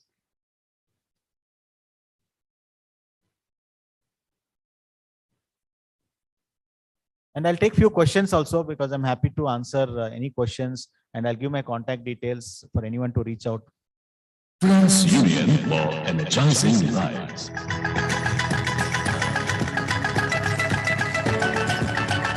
A group of professionals working towards educating the underprivileged youth with a motto to uplift the weaker sections of our society. Implementing the corporate social responsibility projects across India, Fuel has a successful track record of providing career counseling, skill development and scholarships to 1 million students and youth, covering 3,500 plus schools and colleges across the country. Fuel helps students from the weaker section of the society to get equal opportunities to compete in today's world with quality education and skills to help the youth in becoming future ready. I congratulate the entire Fuel team for the remarkable work done by them over the years. Since inception, Fuel has been the guiding light for the future of our youth, with their vision to empower youth and enable them to become the torch bearers of tomorrow. Dear Ketan, dear Santosh, dear Mayuri, and dear Fuel team, I'm glad to see that you have finally achieved the goal you have been working towards so many years, the building and inauguration of the Fuel Future Skills Institute. Having impacted over 1 million young people since inception, you are well on your way to reaching 10 million, as well as further setting up the Fuel Skill Tech and Entrepreneurship University by 2025. I would like to congratulate of launching I hope that through this endeavor you will be able to achieve that also your efforts you are able to contribute to the larger scale to realize career garden जिल्ह्यामध्ये त्या ठिकाणी झाले पाहिजेत. आज अनेक जिल्ह्यात आम्ही सुरू केलेले आहेत पण फ्युएलनी जे मॉडेल तयार केलेलं उत्तम मॉडेल आहे ते मॉडेल जास्तीत जास्त ठिकाणी replicate करण्याचं काम हे आपण या ठिकाणी करू. Fuel has also signed an MOU with NITI Aayog to work for the development of 117 aspirational districts of India, a dream envisioned by our Honorable Prime Minister, Shri Narendra Modi. Our founder, Mr. Ketan Deshpande and Mr. Santosh Hurlikope from Fuel were also awarded as champions of change. India needs future skills. All young people need to cultivate skills in future skills like artificial intelligence, IoT, big data, digital marketing. Having worked for 10 years in the field of education and skill development and impacting 10 lakh youth and having partnership with NITI Aayog, AICT and various apex bodies, now we are starting Future Skill Institute and University. We at Fuel invite all the industry leaders, captains and all the students to be part of Fuel Future Skill Institute and University to make them available the dream jobs that look forward for future skills.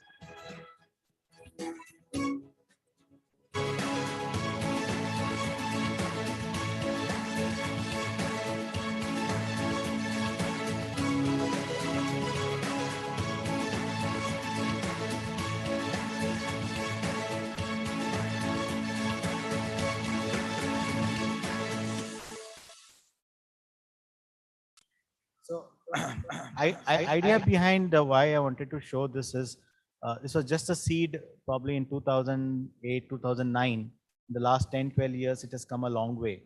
So for all you young people like who are going to start their venture and build their ventures, so it takes time, it takes perseverance, it is like hard work, connecting and so many factors for which you'll all have to go through it and to become successful. So if you, I'll just take few questions and probably and then end, because I'm seeing like a lot of young students here who are part of this business plan, and definitely I can answer because I can go on with my own journey. But rather than that, if you have something specific thing, then that I can answer it in a better way. Anyone can ask any questions like related to your startups or your how you want to scale it. Or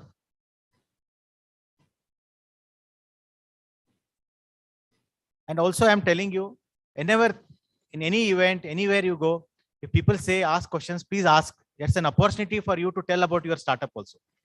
It is not about asking question. Question is okay, whether whatever question you ask, but it's an opportunity to introduce yourself, saying that I am so and so, I am running this startup and I have this question. So here the audience will know that you are running some startup, which will come to know to all of people. So that is what I am calling of networking. Any opportunity given, please don't miss that opportunity. Anyone, any questions?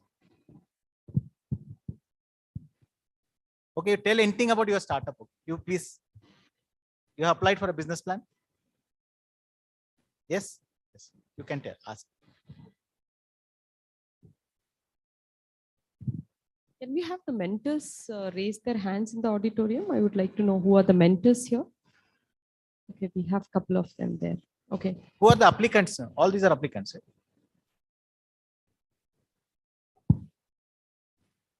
Good morning, sir. So my name is Abdul Sheikh and I am from Sankeshwar, Entrepreneurship Institute of Management and Research, MBA, first year.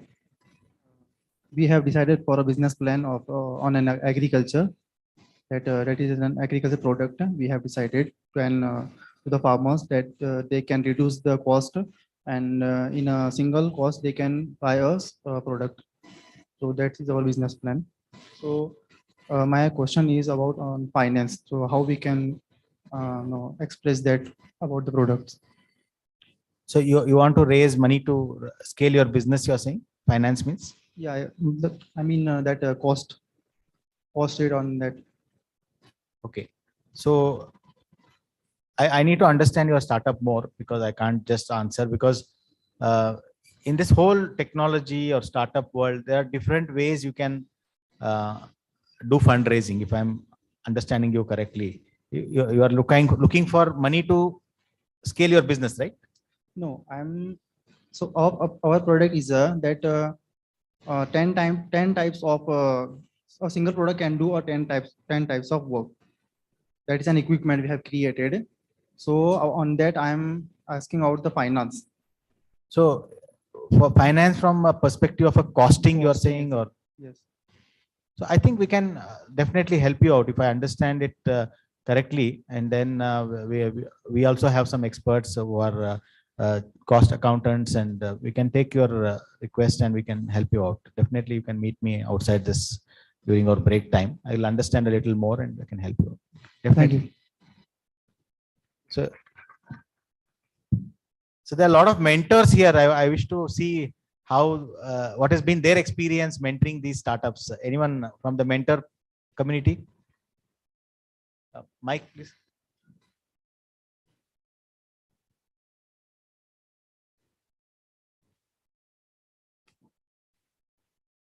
Myself, Pranav sir.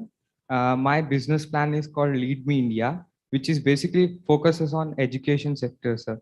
So my primary question is, how do we find the right teammates so that I can improve my business in terms of scalability? So it's like falling in love, like if someone asks me, how do I find my girl? So it's as difficult as that. So many a times, many startups are not doing well because of co-founders. There's a study done that see, when you say founder and a team, that is one part where you hire the team. When you say co-founder, it's like you are starting to say you are equal.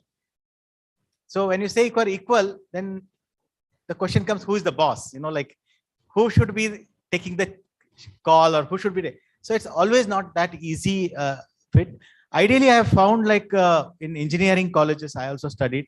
Normally, you end up making co-founders who are your roommates or probably your batchmates. Who I've seen, like many startups where I'm involved with, they have either known in the college, or when they joined their first company after their college, then they made few friends whom they could think that they can work with, and it is working out good for them. At least about 4 or 5 startups I know that they are doing well in this model. So college mates could be one, or if you're already in the job and then starting entrepreneurship in the community where you work, then you know that, okay, I am technically sound, he is sound in marketing, he is sound something. So you try to make up a team. Otherwise, if you are only founder and if you're a team, then as a founder, you have to run around for everything. So it's always good to find that. Good question, but thank you. My another question is, very good. So I feel so troubled in having a right kind of network. Even if I have 1,000 set of peoples, but my point here is I cannot get the right kind of people who would mentor me in a right way. So how would I find a right mentor which would fit my domain, who can help us? Ideally, if someone comes to me that saying that they want to get mentored, I always see who is referring that person. How did you reach to me? Whether I know you through some resources. So there will always be some kind of what we call as background check. So if you want someone, say in this hall, that to be mentor, study about them a little bit, where they went to college, where they went to school, what venture they have done, what has been their success story. So some homework if you do, and then you'll get some clues from where you can approach that person and then tap that person with a right communication email, and with a request saying that, sir, your first venture on EdTech company was so successful and I learned a lot from this. And I understand that you have studied in GIT Belgaum. I am also from GIT Belgaum. I wish to connect with you on this aspect and I need your help. Like if you write like that versus a standard email saying that I need help, it doesn't work. So you have to customize to get the right mentor. It is possible. Thank you, sir. Thank you. Mentors, anyone? I want to know from the mentor community, because You have given a lot of your time and effort, so we should give them a round of applause first, because in Thai, we do this ongoing basis, lot of mentoring globally. So I know it's not easy. Yeah. Over to you. Yeah, good afternoon, sir. So my name is Naveed, and I am working as an assistant professor at Maratha Mandal Engineering College. I would like to take this opportunity to, first of all, thank FKCCI for an opportunity for the students. And it is a matter of pride for me to say that for a college of our size, we have been able to submit 31 proposals towards Manthan. So as a mentor, I mean, there are so many students who approach us with the different ideas. My question to you, sir, in your journey of mentoring so many entrepreneurs, what type of ideas, product-based, likely to succeed in the entrepreneurship journey? So ideally, what my view is that both product and service are equally competitive and equally difficult to succeed. More than that, I look at that entrepreneur zeal, what he wants to do. Like I have seen that they start with a product. I know of a company which started doing augmented reality kind of a product. Like if you see those devices where you can get into a virtual world, they started making hardware. And I should quote this story because there is 3 batchmates of Bits Pilani, and one is Shubham, Rushali, and one more guy. They were studying in their 3rd year, and they dropped out of Bits Pilani to do work on this startup on augmented reality. And they created a hardware, and down the line, when they went to investors, they found that hardware is not the right space, because India was still not, I'm talking about 8-10 years back, India is not the right space to manufacture, because we are dependent on China, dependent on this, cost was high. So slowly they transformed themselves into services. And I'm very happy to share that they are now shifted to California and valued at $100 million. And in fact, Bits Pilani called them back to complete their degree and go back, so that down the line it helps them. And now they have a policy where I think many institutes are doing that. If you want to do a startup, they can take a break, do their startup, and then always come back and finish their degree. So those kind of stories, I have many of them.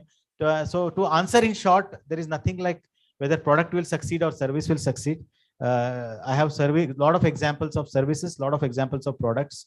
And today, in fact, SaaS is becoming a very big thing, software as a service. If you really see, like they don't give the product, but they give it as a service. So the Zoho is a great example, like it's not a product, but it's a service. Tally is a product, correct? So it's a yes, yeah. Thank you so much. Thanks a lot. Yes. So anyone else? Hello, Final? Yeah, please. Myself, Mahavir. I am from Dharwad, University of Agricultural Science, Dharwad. And in our startup, we have created the poultry feed using the insect protein as a source, and it's very much cost effective, and also it is very nutritious compared to the other commercial feeds. So my question is about fundraising and how to get the funds from the VCs and how to make the business plan, and also how to manage the stress that at the end of the day, like doing the many things at the same time and focusing on the academics also, and at the same time on the entrepreneurship. So that question part I didn't understand. I didn't get. The first question is, sir, about fundraising and about the financial management and how to manage the finance. Like we don't know accounting and all, and how to. Yeah, a lot of startups, especially I've seen this challenge, that financial management. So ideally, it is better to use some chartered accountant and some kind of a outsourced agency than, because startups cannot afford to hire team for that particular work, and that much work may not be there also. So that is one. Fundraising, ideally, like suppose what sector you said you are working on? Agriculture, poultry, agriculture. Agriculture. So there will be agri-focused funds. So there could be some grants. I know of our Deshpande Foundation, which gives grants to agri startups. So Agri University also has a incubator. If you are aware of Karnataka, the University of Agriculture Science. So you need to tap your area of focus. Like who is putting money in agriculture, which are the top investments which have happened in the last 6 months, 1 year. So all this kind of a research, if you do, then probably you'll get some idea of where you have to approach. So if you generally go to any VCs, because their portfolio will not allow them to invest in agriculture, there will be few investors only who wants to invest in agriculture. So that should be the approach. And I can give you names if you want also, who can invest. Okay, thank you. Yes. And last with a Hindi quote, I will end. मेहनत इतनी खामोशी से करो कि तुम्हारी कामयाबी शोर मचा दे. Thank you so much.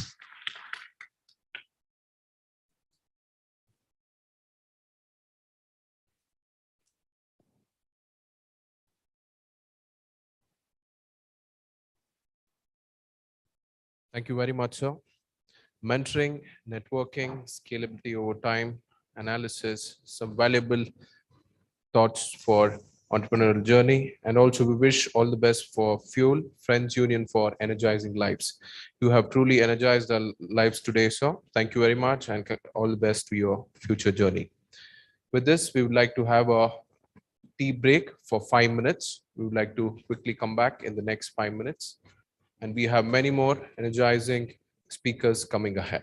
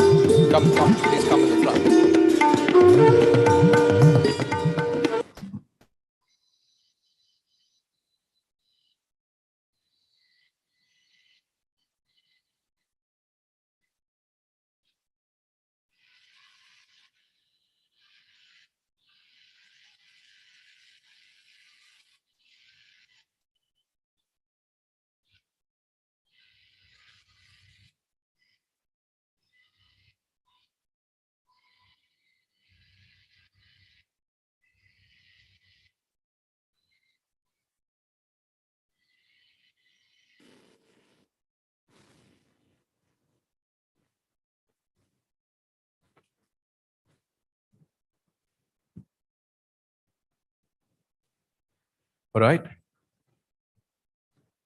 like to welcome you all back to the session. So, talents wins games, but teamwork and intelligence wins championships. Michael Jordan. Now, I'd like to welcome Mr. Karthik Kittu, Innovation Catalyst and Startup Ecosystem Evangelist, to talk about leadership, decision-making, and team building. Karthik Kittu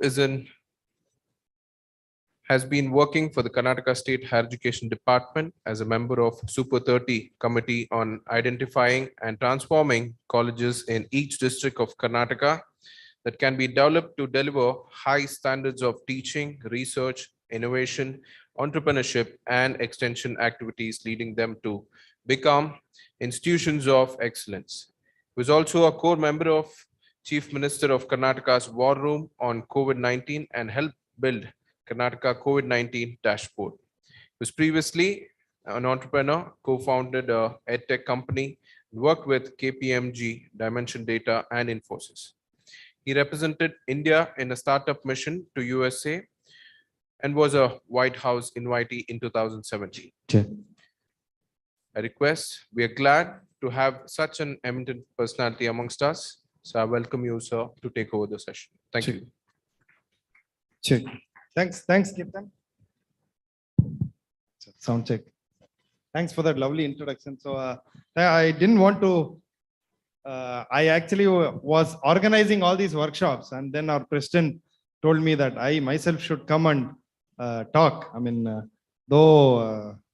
thank you, sir, for the opportunity. Going from the background, and thanks, guys. Hello. Oh, wow, nice. I like the last benches. You should have gone there. This is not fair. You should not be settling in the middle. You should sit in the last bench. Whoever goes to the last bench will get a prize.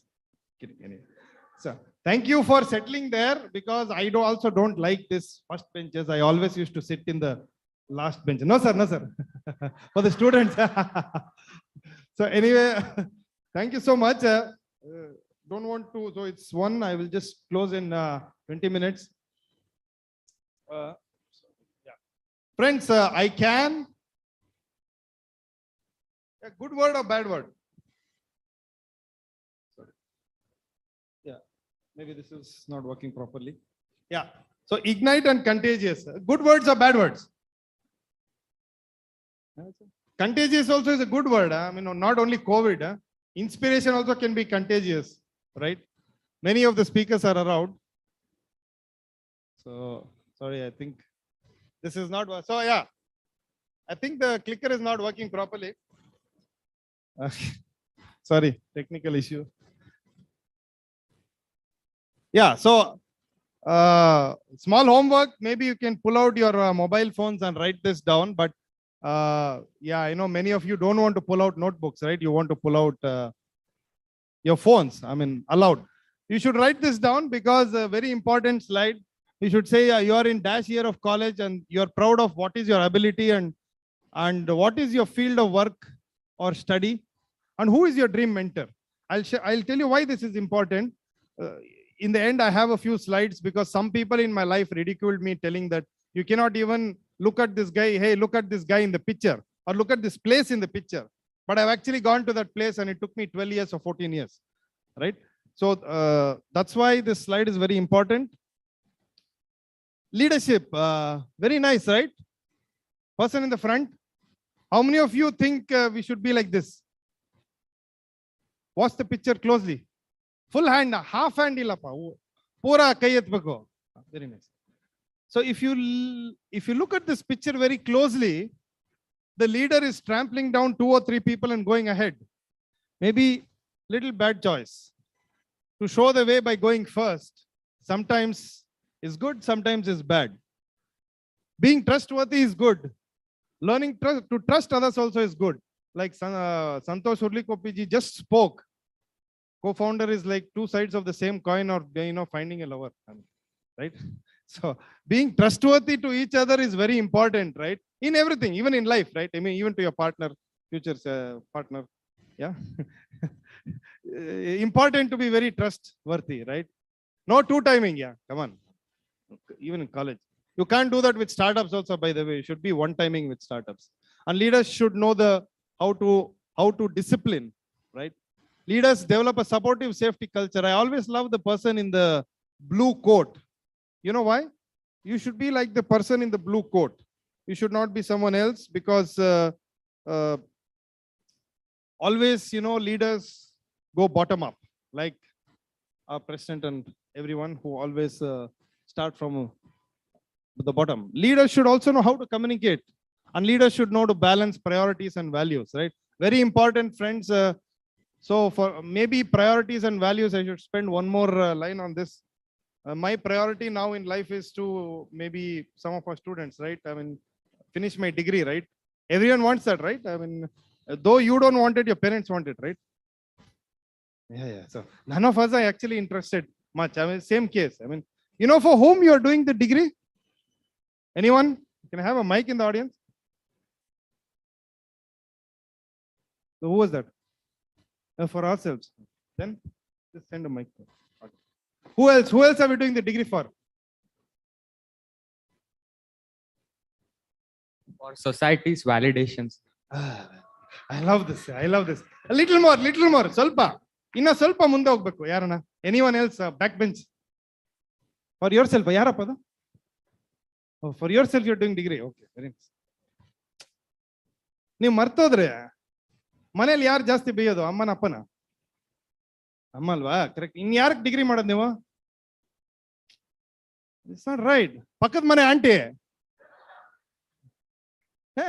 ಹಿಂಗೆ ಹೇಳಿದ್ರೆ ಹೆಂಗೆ ನೀವೆಲ್ಲ? ಪಕ್ಕದ ಮನೆ ಆಂಟಿಗೆ ನಾವು degree ಓದೋದು ಯಾಕೆ ಹೇಳಿ? ಅಮ್ಮ ಹೋಗ್ಬಿಟ್ಟು ಕಿಟ್ಟಿ ಪಾರ್ಟಿಲ್ಲ, ನಿಮ್ಮ ಮಗ ಯಾವ ಕಾಲೇಜು, ನಮ್ಮ ಮಗ ಯಾವ ಕಾಲೇಜು, ಅಥವಾ ನಮ್ಮ ಮಗಳು ಯಾವ ಕಾಲೇಜು ಅಲ್ವಾ?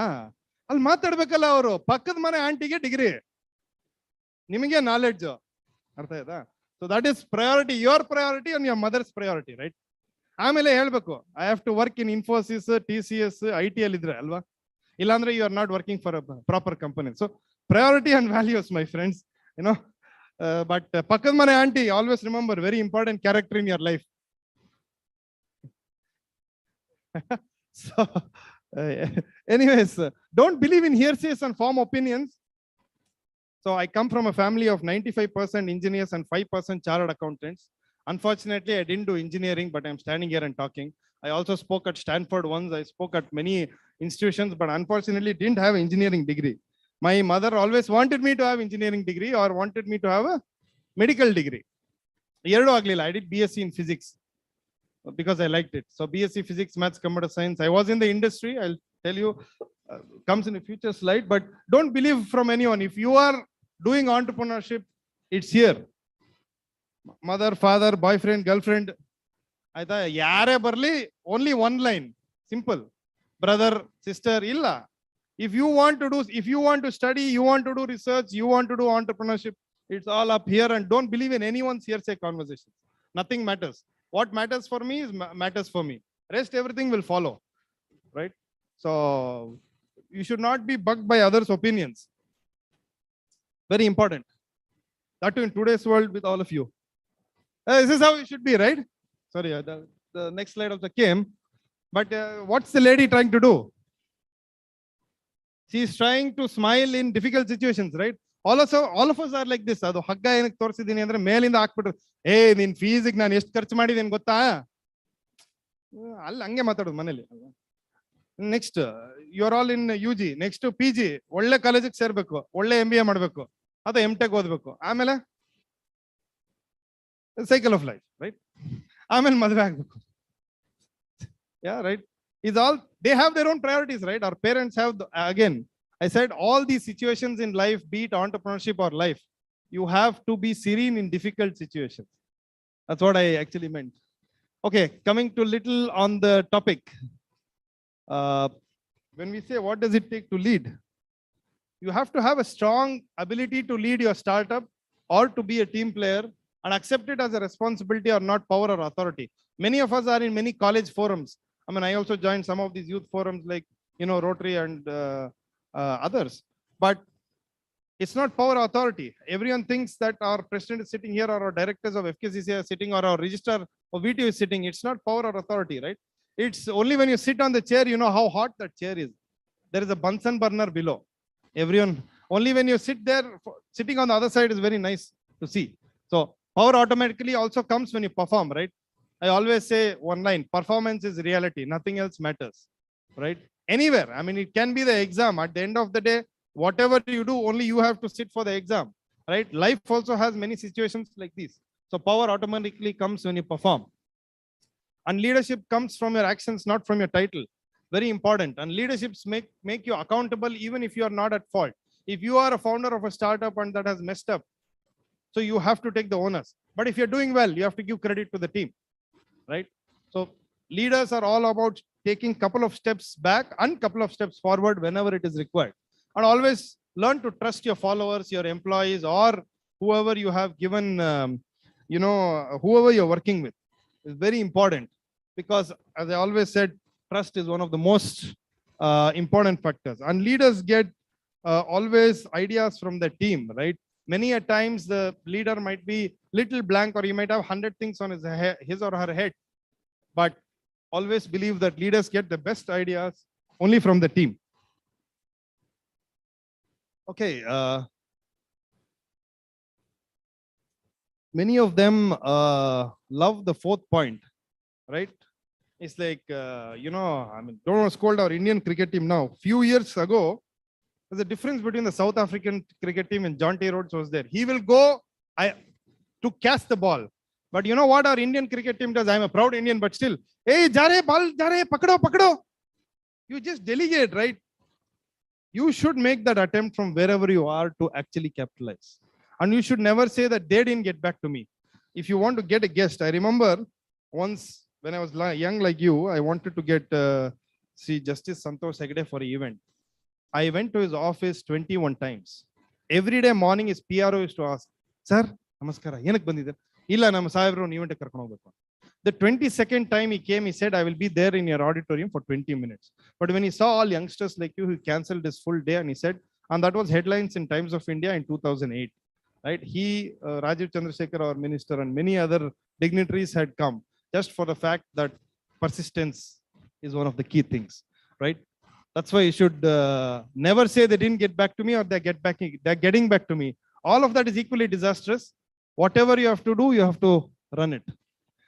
Well, friends, what leadership is not status or position, someone with high status. It's not, people follow because of what you do. People follow you because of what you do for your own organization.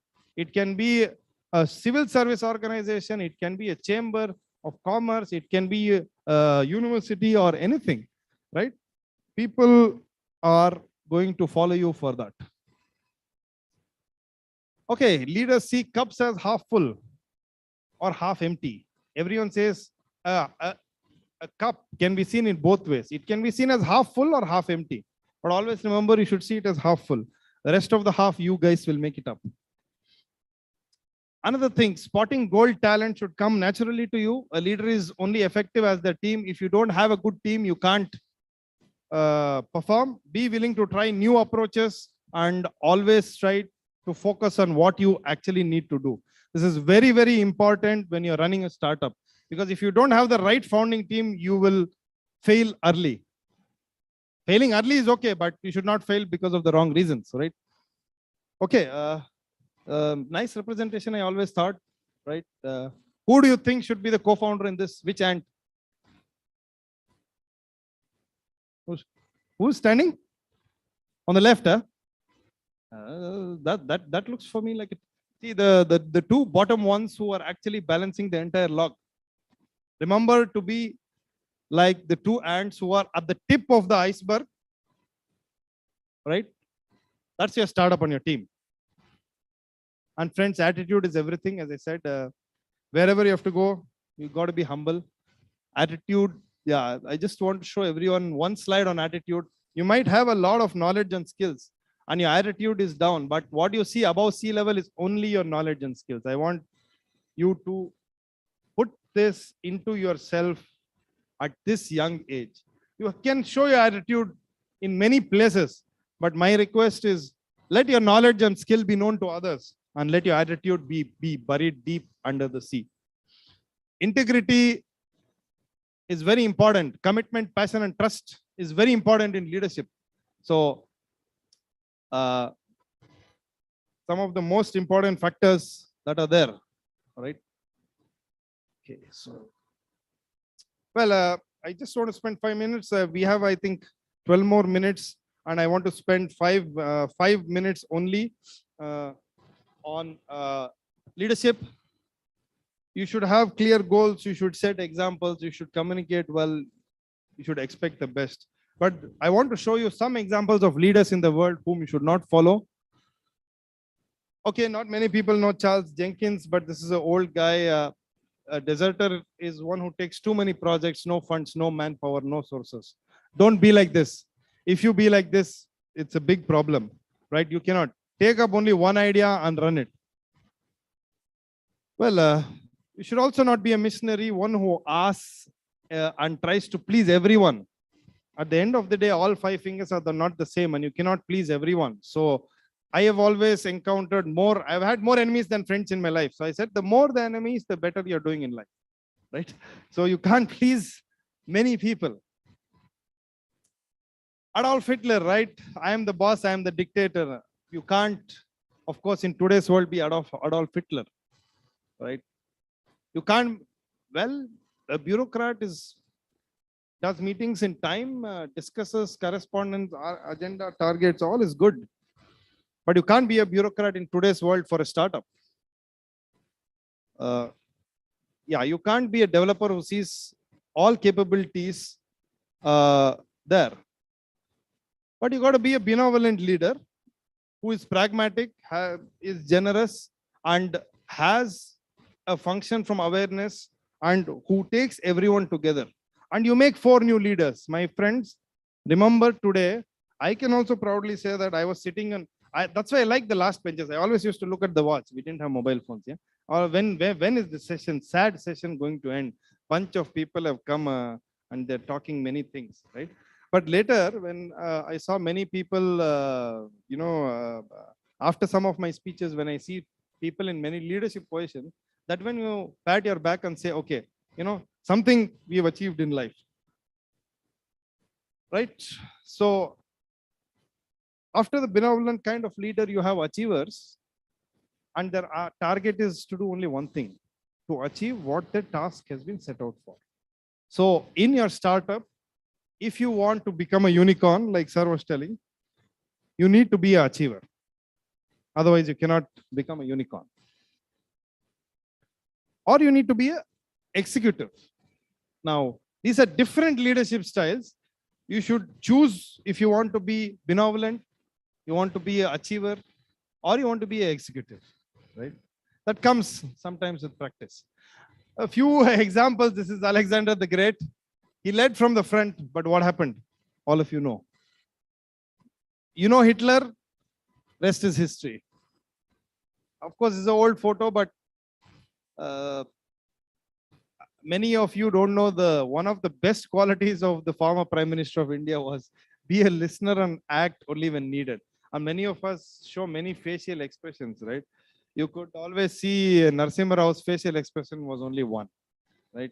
Nothing changed. So you got to sometimes be this way. Who is this? Huh? Oh, yeah. Who is that? Ravan. Correct. But what was wrong with Ravan? He was a leader par excellence, right? But what happened? Why is he not counted in good books of history? Okay, ego, but wrong decisions. Okay. Anything else? Overconfidence. Yeah, of course. Yes. He was on the wrong side of law, right? Had he been on the right side of the law, he would have been one of the biggest administrators in history. Unfortunately, he was on the wrong side of law. He was so, of course, anyone recognizes the picture? I know. Easy. Yeah, good. We are sitting in the same auditorium, right? Yeah. Cool. So this vision, some of you saw Rocket Boys. Very nice, at least we should appreciate people to do these kind of project. So, of course, Abdul Kalam ji had a vision. That's why he reached. Yeah. So what's this? What is Beam doing? Yeah. So sometimes you should also not be like this, right? Like someone rightly said, overconfident, right? It's just very overconfident that the old monkey is sleeping and I can do anything. Friends, you need both energy and brains. Remember, only energy, only brains doesn't work. To be the best leader, you need both, right? Anyway, I'll just do this one slide, and in the interest of time, I think we have 5 more minutes. I will skip because we are running a little late. Have goals, my friends. Make it specific, make it measurable, accountable, result-oriented, time-bound, enjoyable, and rewarding. If it's specific, I will send you these slides. You should look at who is involved in your project and what is happening. Set a time frame and identify requirements. Your goal should be measurable. Establish a concrete idea. It should be accountable. Take ownership of your work, right? Your goal should be result oriented. Very important. Change your current thinking. Focus on the result. Don't focus on the task. If you have a result, break that down into tasks. Remember the purpose and meaning from actions, and please be time bound. I'm sorry. I mean, I usually don't like these things. It's quite, against what I do. So my father had this simple idea. If something starts at 9:30, I saw a few boys, I think you and few of them who came I just was taking a morning walk at 8:30, but I must appreciate some of you. You came from 8:30 and you're waiting for this session. I mean, I have a lot of respect for such people who turned up early. I was taking a morning walk and they said, sir, we have seen you and we've come for the Manthan session. So I really appreciate some of you. Please have definitive timelines. Make studying enjoyable, right? Make studying enjoyable and remove the roadblocks and learn to relax in pressure environments. Remember the picture with the lady, my friends, always, right? And make it rewarding. And I always say, before loving your parents, your mother, your father, your boyfriend, your girlfriend, or whoever you want to love, first love yourself. Without loving yourself, you cannot achieve anything in life, right? The first love is always yourself. Second love is whoever you want to decide to, okay? Please keep that in mind. Easier. And there is no happiness except in realization that we have accomplished something, right? So quickly, next 5 minutes, I have some slides. So I was sitting in one of those last benches. I thought, Shubha ma'am wanted me to talk few slides on myself. I usually don't do that. But of course, I donned different hats. I did different civil service organizations. I used to work, I was a mythologist at one point. I was with the Bangalore City Traffic Police as a traffic warden. And I was in the youth wing of Rotary and I did a few things which, so these are few of the things. So I also, unfortunately or fortunately, worked for some of the big names. So my mom always had this dream of me working in Infosys, right? Because with the BSc, you can't get to Infosys. And Infosys came and they wanted to hire 4 people from degree and 400 people wrote the exam. I wrote the exam, I came out and my mother will say, Ninegantu Infosys bhagya illa bidu anta. I said, Nalid result barutte, and someone said that Karthik, there are like 4 names shortlisted. And your name is there, right? So my first job actually started with Infosys, though. And I was not a bright kid. Sorry, don't follow me. BSc first year, I failed 2 subjects of physics, 2 subjects of mathematics. Second year also I failed. So third year I wrote maths 1, maths 2, maths 3, maths 4, maths 5, maths 6, maths 7. I wrote 7 papers of mathematics. I wrote 4 papers of physics. But I passed with 1 degree and 59% second class. Sorry, don't. All bright chartered accountants are there. Sorry, I mean, I'm very embarrassed to talk because I'm not so bright. So, but yeah, I worked for Infosys. I was a information security engineer. I worked for KPMG. I'm some of the biggest names in accounting. I worked for Dimension Data, and Rotaract is always close to my heart because that got me to all the places. I was Chief Innovation Officer of IIIT Bangalore, and I am with the Government of Karnataka's Digital Economy Mission. Varied experiences in life. It took me quite some time. So I told you that someone ridiculed me in 2002-03. They gave me a flag and they made me stand outside Chaudaya Memorial Hall. They say, hey, Rotary International President is coming. Wave the flag and get out. Then I made up my mind. I asked them, where is this headquarters? They said Chicago, Illinois. it's too big for you, don't even aspire. So my journey started in 2002, and show you some pictures also. I did all this on the side apart from work. I was district Rotak representative. Sorry. Yeah, I was a group study team exchange member. I represented India to the United States in 2010-11 as a group study exchange ambassador. I was invited to speak in New Orleans. I was invited to speak in Bangkok. I was invited to speak in Toronto and Hamburg for many conventions on learning from India and beyond. For us, India is a land of snake charmers, but I told them, you know, the difference now is India is a land of snake charmers, of course, but the charmer is us and the snake is you. This was my public statement, right? So India is charming the world, friends. Okay, a few pictures from the back benches, as I call, to the White House. The slide sums up some of the things that I have done. Some slides are there. The one in the center was when I was felicitated by the governor of Odisha. I spoke in convention talking about learning from India and beyond, right? Always we got to learn from the West. This was in the state of Oregon, where the National Coast Guard of the United States received us as a team. They sang the Indian national anthem before the US national anthem, and that photo is from FBI, the one on top. We got a ride in FBI. So this is a picture that is also close to my heart. So this was in 2008. Yeah, I mean, when my cousin said you can't do anything, but I was standing actually next to the presentation party to the chief minister in Rotary. One more campaign that I launched said I pledge to give way to ambulances, and that became a statewide phenomenon. And now everyone gives way to ambulances, right? This was my father. My grandfather is supposed to be a cook in the royal house of Mysore. That's what they say, but he was an esquire. He was a lawyer, I believe. I found out. I gave this picture back to my uncles, who said, hey, you didn't do engineering degree. I said, your degree didn't get you next to the Maharaja. You know what I did in life did.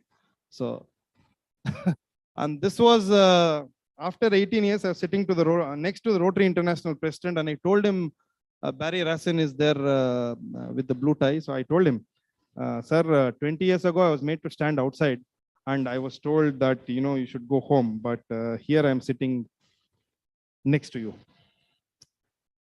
This was again when I was invited to Israel to talk to the Prime Minister's Office, National Cyber Bureau. Gil Shwed is the founder of Checkpoint, a very famous company in Israel, and Howard Schmidt there next to me is the chief security advisor to President Barack Obama.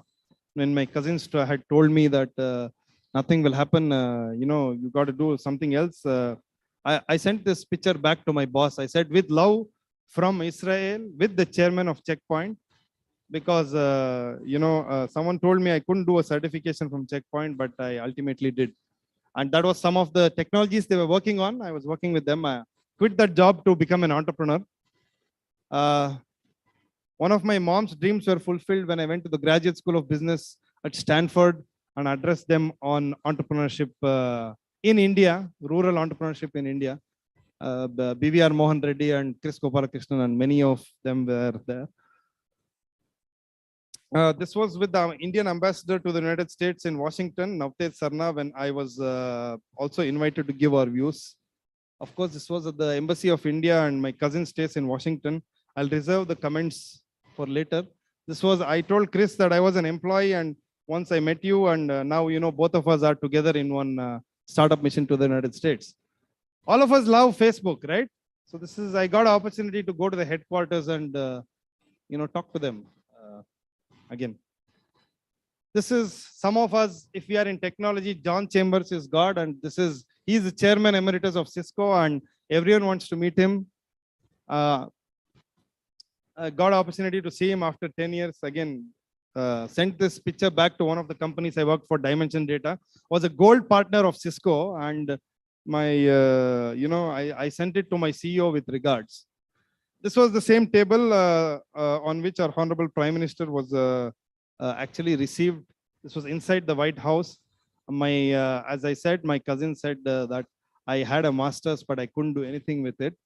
But all my cousins have taken this picture outside the White House, 800 meters away. But I sent them some of these pictures, especially this one. I said, hey, send you greetings from inside the White House, Executive Office of the President of the United States. And that's where they said, man, this is quite next to impossible. When COVID hit, I have this fetish for service. When COVID hit, I was from day 3 onwards, I was in the Chief Minister's war room on COVID. There was a press briefing and it had become national news. They asked me one question. What will you do if you get COVID? Wave 1. I said, yerade dari sir. Sirf do option hai. Ek ठीक होके घर जाना है और एक ऊपर जाना है. Only 2 options when we were in the war room. And I worked for about a year in the COVID war room, and rest is history. This was on April 13th. Just to sum up, my father gave me some gifts. This was some of the lapel pins and the awards that I got. My father made a small wall for me. And whenever he comes to some functions, if he's not let in some places, he says, I'm Karthik's dad. So anyways, be sure what you want, focus on goal, stay on course, improve in the areas you fail, be willing to change. And as I said, look ahead rather than back, face bigger challenges, take courageous decisions. You want to become an entrepreneur, just jump into it. You want to do it later, jump later. Miracles always happen. And as I said, before you love your boyfriend, girlfriend, mother, father, first love yourself. I would maybe end with that. Each one of you is a positive leader for India. And I would love to sit again in those last benches and listen to some of you. And just to end, I wish you all success. But remember your college gate, whichever color it is. Go back, see it very well. Because when all of you are now inside the college gate, you are controlling life. Now things have changed. Pocket money comes by Paytm, Phone Pay, or other things to all of you. Remember, my friends, you control life till you are inside the college gate. But once you are outside the college gate, life will control you. Don't let life control you. You control the life after that. I wish you all success and thanks. Sorry, I might have little overshot, but all the best. And remember, if the odds are against us, we are stronger.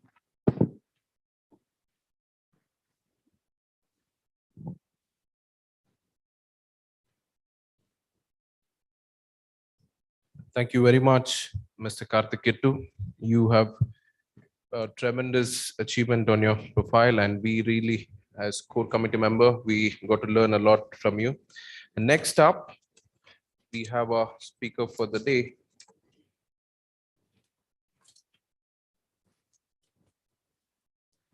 Plans are nothing, plan is everything. The next session for the day, I'd like to welcome CA Shubha Ganesh, Independent Director, L-Forge Limited, and also freelance writer, Economic Times, and founder of Money Shiksha, to speak about startup capital and planning cash flows for long term.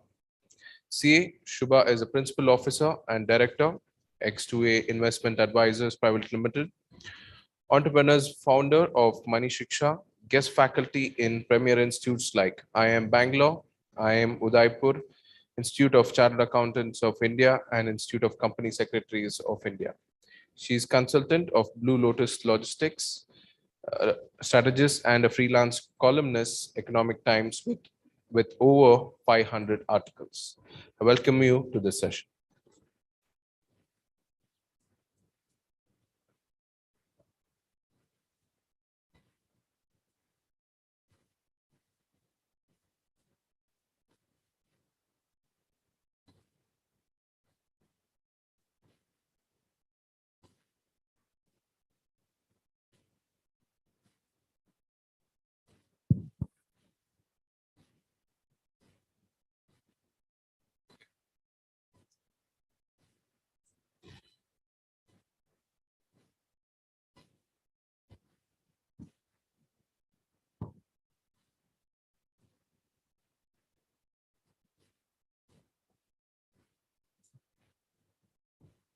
So good afternoon, students.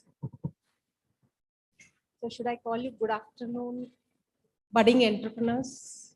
How many of you all have submitted business plans for Manthan? Quite a few hands going up. Wow, that's a lot of hands. That's so nice to see all the future entrepreneurs in this place.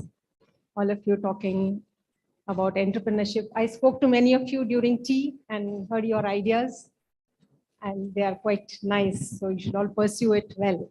So today, what did you hear in the program today? Our president, Mr. Prasad, has promised how many lakhs as your award, or what I would call as prize money? Anyone can tell me? 25 lakhs. And apart from that, how much is the incubation amount you're going to have? 12 crores. So, and Mr. Sanjeev Prasad in his KDM session in the morning had also promised how many crores as money? Any idea? I think it was 10 crores as seed fund, or cluster fund of seed crores for HBD. So much money. So how do you approach it? How do you see whether you can get this kind of funding? How do you find out how much money you need for your startup? Have you all thought about it? Anyone who can tell me, yes, I have planned my finances for my startup? Have you all thought how to make the business plan for your startup? Okay, so today my session will focus on that. We'll try to explain how do you start planning to ask funds and how do you plan your startup funding. Okay.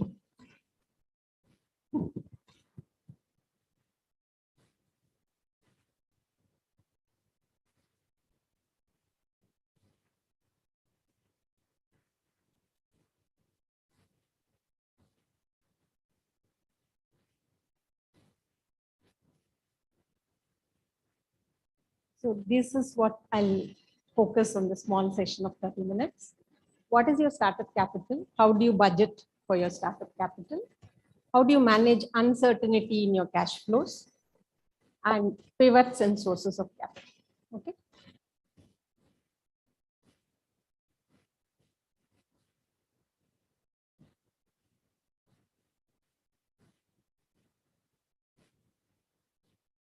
So you have a lot of funds available to you. The question is, how do you identify how much funding you need? So how much money we need is the first aspect of start planning for your capital. That comes through budgeting. How do you budget for your cash flows? And second aspect is, when do you need the funds? Do you need the funds in the beginning, or do you need it in between or later stage? At what stage do you want the amount is of funding? And third aspect we look at is, where are the sources of funding? Today's time, sources of funding is easy for you because you have so many competitions, so many incubation centers which are ready to provide the funding, provided you have a good idea to start with.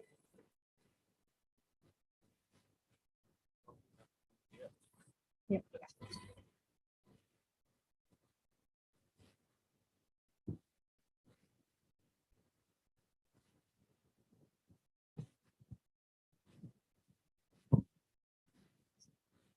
The first part of funding when we are looking at, we say for renting and leasing of a space.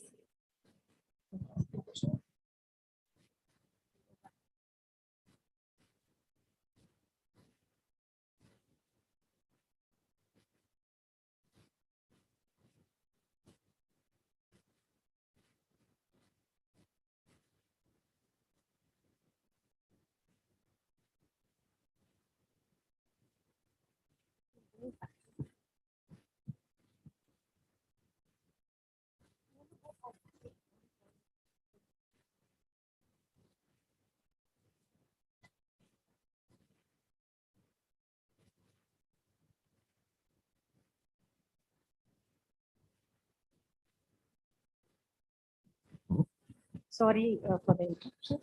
So when we say startup capital, what do you visualize as your needs for the beginning of the business?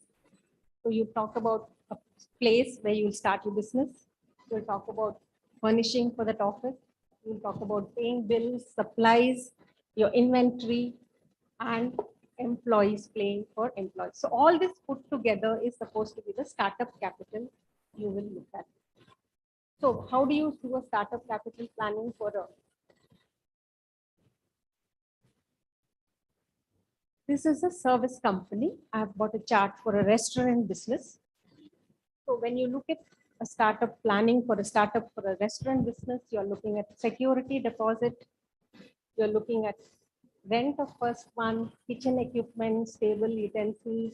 You have to plan for inventory, employee costs, and other miscellaneous funds. So if you do a similar planning for a manufacturing business, this is how, no, earlier, this is how. So what is the difference between a service business and in case of a manufacturing business, you have to look for funding for a plant, for a place where you will manufacture, where in case of service businesses, a leased place with more of employees will be the difference. Okay. So is this enough as a startup? Do you think we have covered everything? Do any of you have a feeling that something more is required? If I set up a place, I have a money for leasing a place. I have money for initial material which I want to buy. If I have money for some 4 or 5 employees with whom I start, is that enough to start a business? Have I missed out something? Yes.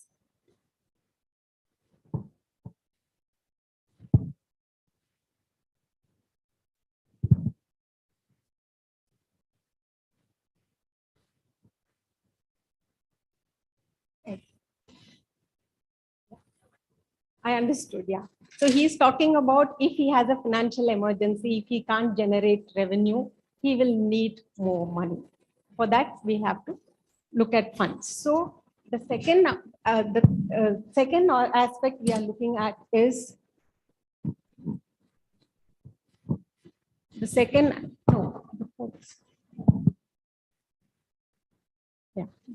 the second aspect. So I told the first aspect is setting up costs, right? The setting up of business, the initial place which you're looking at, initial raw material which you're looking at, and costing for setting up your legal costs, setting up your business. Those are what is called a setup costs. Then when what he was mentioning, operational cost for 1 month. Because the first year, for 1 year, first year, you're not going to generate revenue, so you'll need more money. So for the first year, you'll have to budget something like this. What is the monthly rent you'll be giving for 1 year? What is the employee costs you'll be having for a year?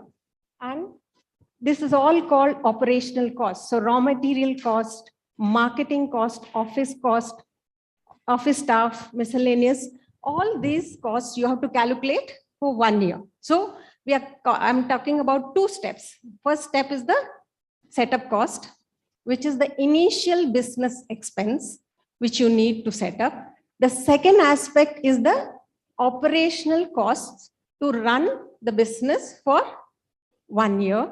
So these 2 put together becomes the starting capital which you need. So that is coming in the next slide. So here I'm talking of setup cost, operational cost, total cost, the buffer which I'm talking about, which he mentioned that in case of any emergency, you need to talk of some emergency amount you have to keep aside, capital required, which I have rounded off to this. Now, have I covered everything? Is 25 lakhs prize money enough to get your business off? Or do you think something else is still missing? Any idea from any of you? Okay, so we'll move on forward. So in the slide which I have presented earlier, the setup cost was approximately 7 lakhs, whereas the operational cost which you calculated was around 12 lakhs. Operational and running costs are usually higher than your setup costs. Okay, so you have to plan for that. But 1 year's operational cost, would that be enough? Why it will not be enough?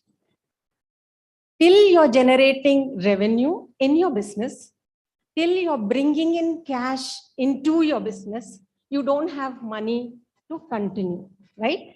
So you need operational costs, not for only 1 year. You need operational costs till you start generating revenue enough to cover your operational cost.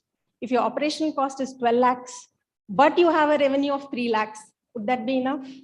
No, because still you are negative around the of 9 lakhs of rupees. So operational cost, when you're putting for a startup capital, you need till you are able to generate revenue to be profitable, right? So operational costs are usually higher than setup costs, and till you're not earning enough to generate profit, until you're generating losses, you need to think about operational costs. So let us look at the new aspect of calculating your startup capital. So first, I had told you that we need only 25 lakhs to start a business. So in that, you covered your setup cost, your operating cost, your total cash outflow was around 20 lakhs, and you had a cash balance of 5 lakhs at the end of first year. But was that enough to cover till the second year? No. Why? Because you didn't have revenue. So you had to go quickly. Supposing you had started the business with 25 lakhs, you had to go running quickly again to ask for more money. Remember, raising funds is a very difficult task. It is very time consuming. So it's extremely important that you plan how much you need revenue in the beginning itself. That you have the plan ready for next 3 years or till you generate profit in the beginning itself, so that you're able to grow properly. So in this case, you're negative in the year 2 itself. Year 3, you want to again run for funding. If you had planned properly in the beginning and asked for maybe 50 lakhs, you would have been in a better situation. I think the next slide will explain that. So here we are talking about setup cost, which is the beginning cost. Then you need operational cost till the company is profitable, even if it takes 3 to 4 years. And growth capital, if the product is successful. If the product is not successful, you're facing a lot of obstacles. You may want to pivot your business. I'll explain what's pivot. And for that, again, you need some funding. And finally, a buffer. So how to arrive at all this? You're making your cash flows. That was explained to you by Shravan in the Salem workshop. Please look at it online. It's available in YouTube of FKCCI. All our workshops are available at any time. You can access it and find out how to make cash flows for your business.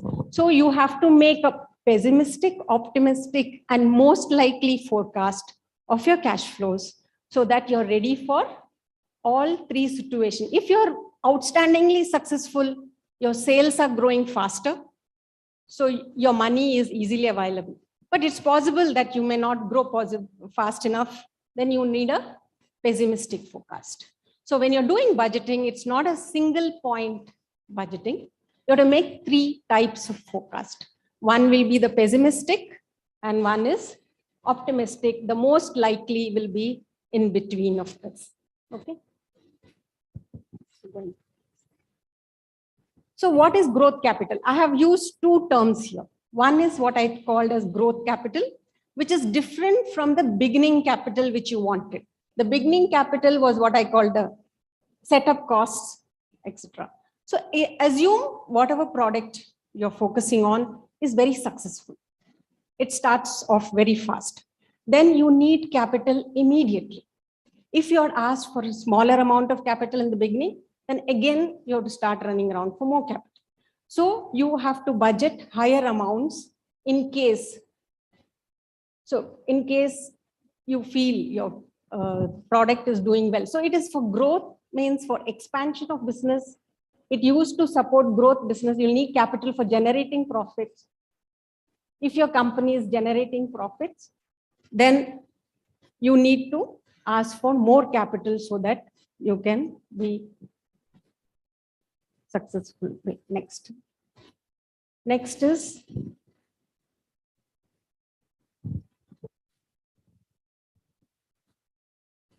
okay. Now next comes the scenario if you're not successful.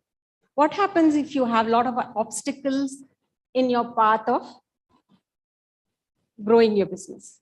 You thought, I don't know how many of you listened to the first workshop where Apramaya Radhakrishnan, who had created Taxi for Sure, sold it and now is founder of Coup, was telling that when he started the taxi business, he thought it's going to be airport drops. He focused completely on being an airport drop company. But later on, all his customers were who wanted to go from point A to point B, but never to the airport. Then what did he do? He pivoted himself and became a taxi for people to go from one point to another rather than an airport drop. So changing your business is called pivoting. You will have to pivot. No startup is going to, what you started with. You're not going to end up there. There'll be a lot of occasions when you'll have to tweak your product or tweak your approach to clients so that you are successful. So changing yourself according to the demand, changing yourself, I mean changing your company according to the demands of time, according to the demands of customer is called pivot. So, but when you pivot, that also costs money. Supposing you change from, again, like another example, Flipkart started as a book business. He was selling books, but later on he pivoted into other products. So what do? You have to rename the company, rebrand the company, change your inventory, all that will cost money. So when you do that, it's called pivot, and pivot also costs money. So you have to account for that. So how do I now recalculate the capital? So how many points I have told you? I've told you there is a setup cost. I've told you there's an operational cost. And how many years of operational cost you need? Why 3? Because I said 3. Why 1 year? You need operational cost as long as your revenue is not more than your cost, right? That's when you become profitable. As long as your revenue is less than your cost, you have to budget for operational expenses and ask as an initial capital, right? So what are the 2 aspects? One was setup costs. Second was operational costs. Operational costs for how long? Until and unless your product has been successful in the market and a revenue is more than your cost. You need capital as long as you're making losses, right? You can argue with me, Amazon is still making losses, right? So, I mean, they need my capital as long as they are not profitable or as long as their revenue is not more than cost, right? So that was part 2. What is part 3?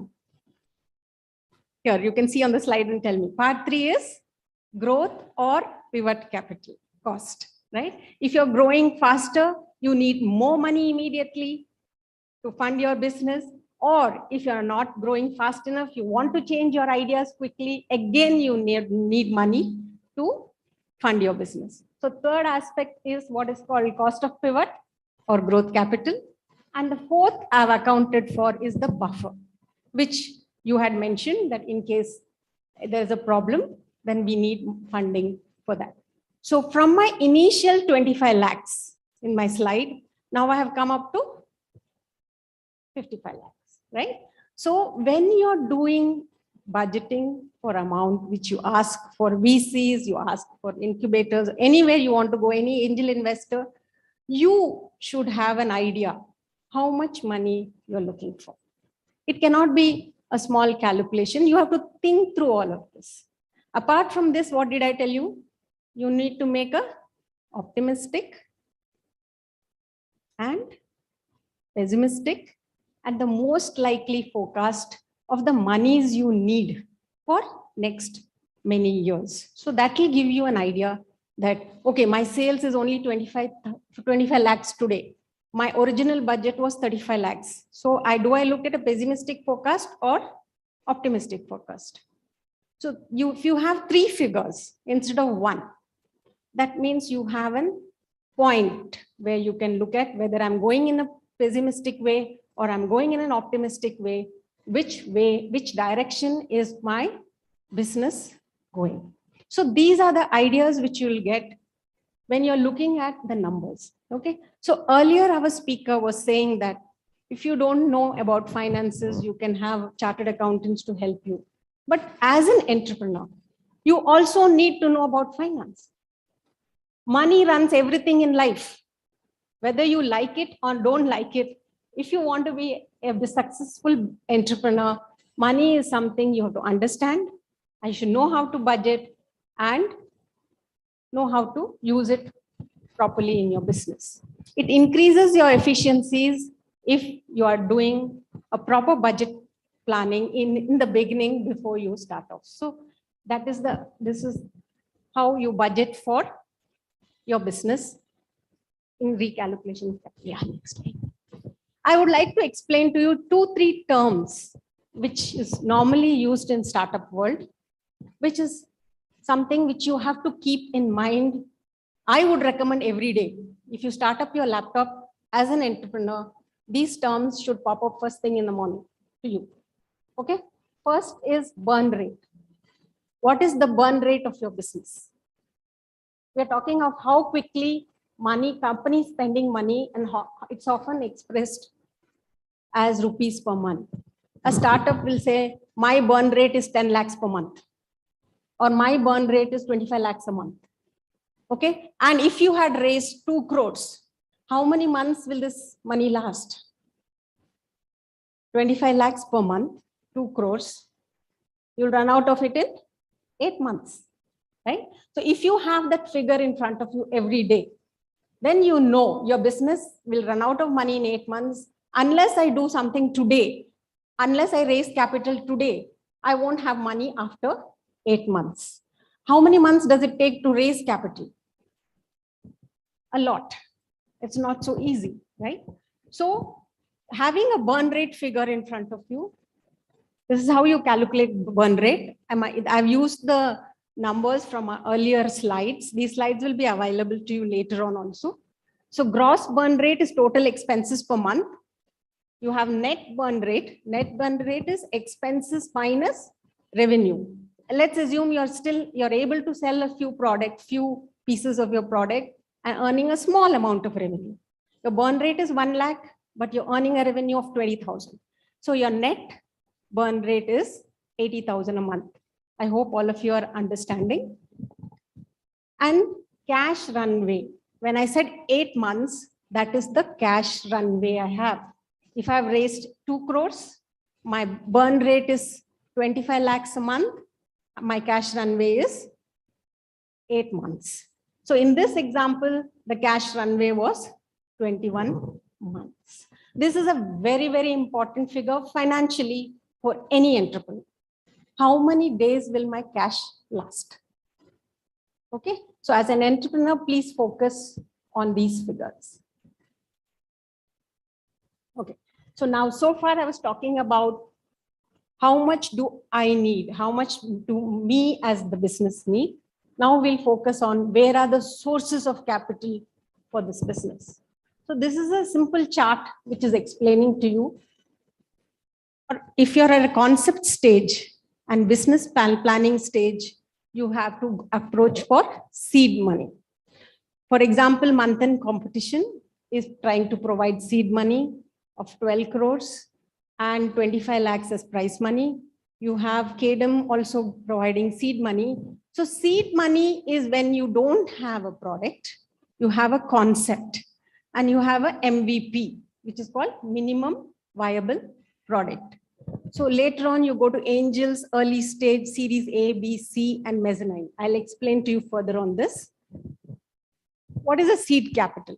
Seed capital is provided to an entrepreneur to prove the feasibility of a project. Supposing it's only an idea in your mind now, you want the idea to be, to prove that it is possible, create a minimum viable product. For that, you can access seed money. So when do you access? You don't have a product, you don't have a management, your product or process is still in R&D stage, and initial period license you've applied for, it's possible you've applied for a license you want with an idea.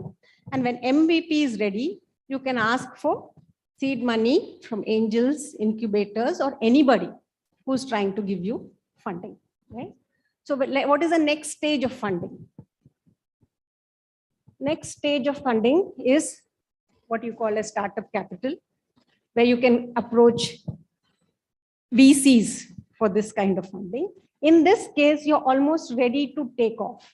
Your capital needed here is from MVP to product development, initial marketing of your business, and establishing a product facility. This is called early stage funding. So these are the activities for startup. So other sources are Series A, B, and C as you are progressing in your business. Series A is when you turn profitable, but you want to grow. You approach Series A. Series B is to increase your technology, business development, sales, advertising efforts after you set up your business.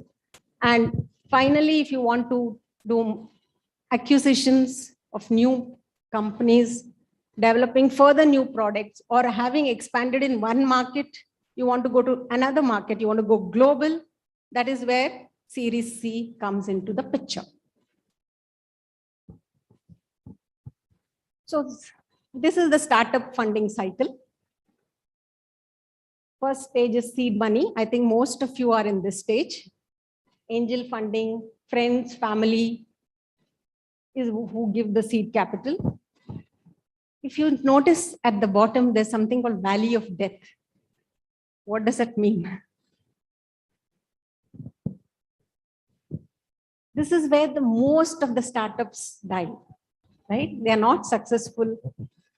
They will go away at this stage, right?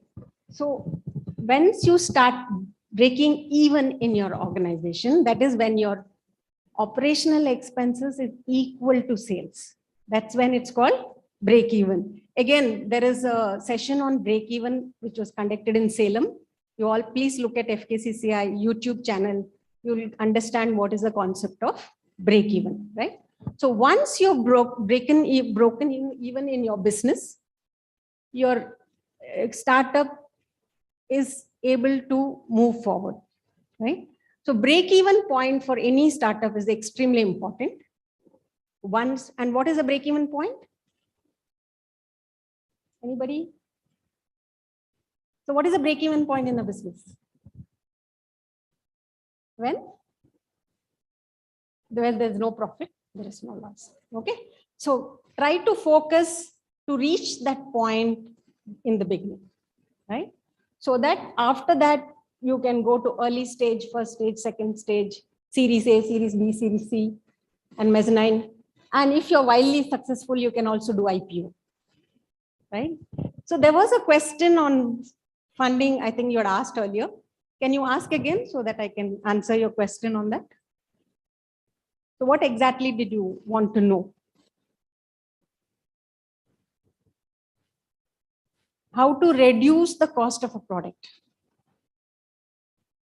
in a mass production. Have you worked out the cost in the beginning? Still not, right? So to work out the cost of your business in the beginning, please first FKCCI Salem workshop Ketki Basu session, please focus on that.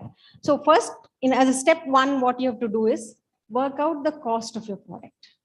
Break the product, your product, into small bits. Now, for example, let me take an example of restaurant business because I brought that slide.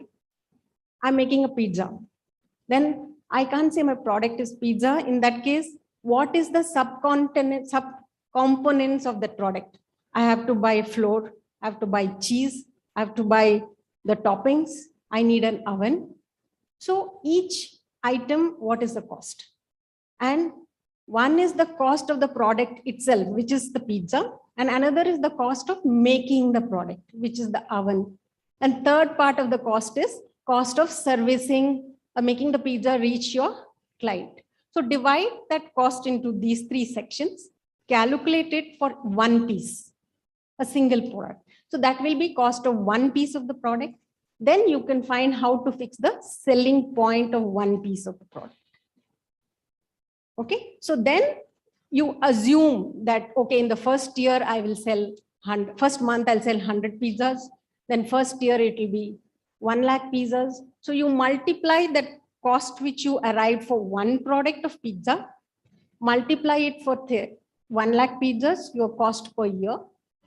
And again, your selling point can be, let's say 20% more than cost. Okay, then selling price into 1 lakh will be your sales for the full year. But if somebody else is selling for a lower cost than yours, then what you will do? Assume my cost was 80 rupees per pizza. I marked up 20%. I said 100 rupees, I'm selling point. But the other pizza guy in my colony is selling for 90 rupees. Then can I sell it for 100? I have to sell it for 90, right? Otherwise, nobody will buy my pizza. Now my profit has come down from 20 rupees to 10 rupees. So when you're fixing your price, selling price, it's not only your cost that matters, it is how your competitor has fixed their price matters for you to fix your selling price of your product, right? So that is the thing. So first step for you would be to work out the cost of your product per piece. Okay, so any other questions? Okay, to explain, we'll be having further intense workshops in each of the topics which we have covered in the knowledge workshop. So if any of you are interested in learning more about any of the topics, please register for it, because these will be online streamed to you and you can learn about finance, marketing, or product development, anything in depth. Most probably these workshops will be in June. So please register, and or you can write to Manthan asking that I want to be part of the in-depth workshops. Okay, thank you very much. Chinmay will be explaining to you about how to build a business model next. Thank you. Thank you, Shubha ma'am. I've taken permission from Kirtan. I don't think you will be really interested about my introduction because we are badly running out of time, and I know I am the only person standing between you and the lunch that will be served in the next 15-20 minutes.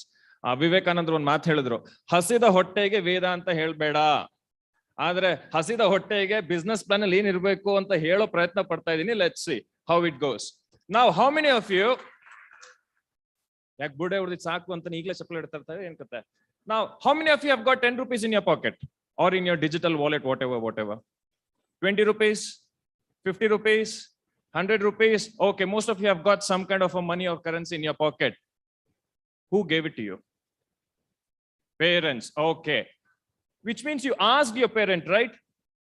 Appa, amma, athwa igala daddy, mummy na. Dad, mom, can you give me 10 rupees? Can you give me 20 rupees or 50 rupees or 100 rupees? What is that one question every parent is going to ask? Why? Yen ಮಾಡ್ತೀಯಾ? ಈಗ 10 ರೂಪಾಯಿ ಬೇಕು ಅಂದ್ರೆ what is that answer that you will give? Why do you need 10 rupees? Huh? ಜೋರಾಗೆ. What can you do with 10 rupees? So you don't ask for 10. Minimum benchmark 1500. Okay, 100 rupees. What will you do with 100 rupees? Huh? ಇನ್ನೇನು ಕೇಳಿಸ್ತಾ ಇಲ್ಲ? ಬಿರಿಯಾನಿ ತಿನ್ನಕ್ಕೆ. Okay, ಅದೇ ನಾವು ಹೇಳಿದ್ದು. Okay, great. Phone recharge. Chat ಮಾಡಕ್ಕಾಗಲ್ಲ. Okay, especially ಪಕ್ಕದ aunty. Okay, 500 rupees. 500 rupees ಬರೀ ಬಿರಿಯಾನಿನಾ? ಅದ್ರ ಜೊತೆ ಇನ್ನೇನೋ ಕೇಳ್ತೀರಾ ಅಲ್ವಾ? ಬಿರಿಯಾನಿ, ಚಾರ್ಜರು, ಆಮೇಲೆ ಇನ್ನು what ever. 1000 rupees. I want this. So if you say I want this, ನಿಮ್ಮ ಅಪ್ಪ ಅಮ್ಮ why?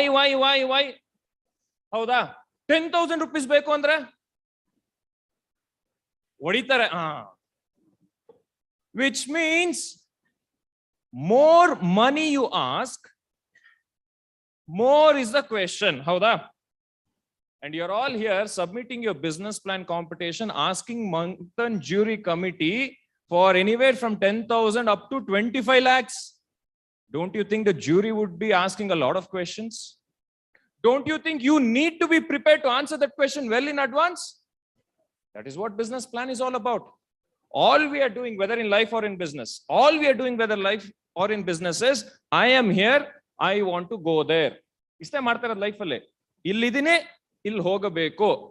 Probably 1 ವರ್ಷ 2 ವರ್ಷ 3 ವರ್ಷದ ಮುಂಚೆ, when you joined your school or college, I am here in this particular college. After 3 years or 4 years, I want to graduate as whatever studies that you have chosen.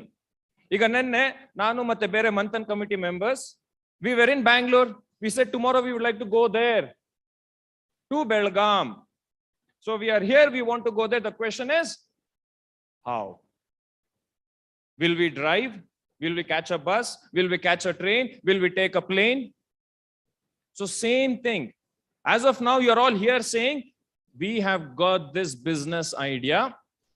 We would like to go there, probably 6 months or 1 year from now. We want to execute that idea. We want to make a business out of it. What we would like to know when you submit your business plan is, how? Is it practical? Is it something achievable? All those things is something we need to know. And that is what needs to be included in your business plan. Now, if we take a step back and just observe the way we are making decisions. We are all making decisions every single day. You all made a decision to attend this particular event. And Manthan, along with VTU, decided to have this particular session on 13th May, 13 number, May 5th month of the year number. The session started at 10 o'clock, 10:30 numbers. Break is for 10 minutes. Lunch is at 2:20. Now, most of you are wearing specs. You know the power of your glasses, numbers. IPL cricket aata hai. How will you know someone is winning or losing? Scoreboard. My game, again, scoreboard, numbers. Ega hogi uta ಮಾಡ್ತೀವಿ. Someone has calculated the calories, vitamins, carbohydrates, and we know what's good for our body. For my age, for my height, for my body weight, what should I eat? What should not I eat? Numbers, numbers, numbers, numbers. Probably next year we have a central election. Year after that we have state election. How will you elect the next government or the next political leader? Number of votes. Whether you get a credit or a distinction or high distinction based on numbers. So the point I'm trying to make here is, almost every decision we make in our life is directly or indirectly related to numbers. I'll repeat because I want this statement to sink in. Almost every decision we make in our life is directly or indirectly related to numbers. But most of the time, unfortunately in business, people in business, they tend to make decisions without looking at numbers. Nange mostly idea work agat ansatte. I know I can sell these many products. How do you know?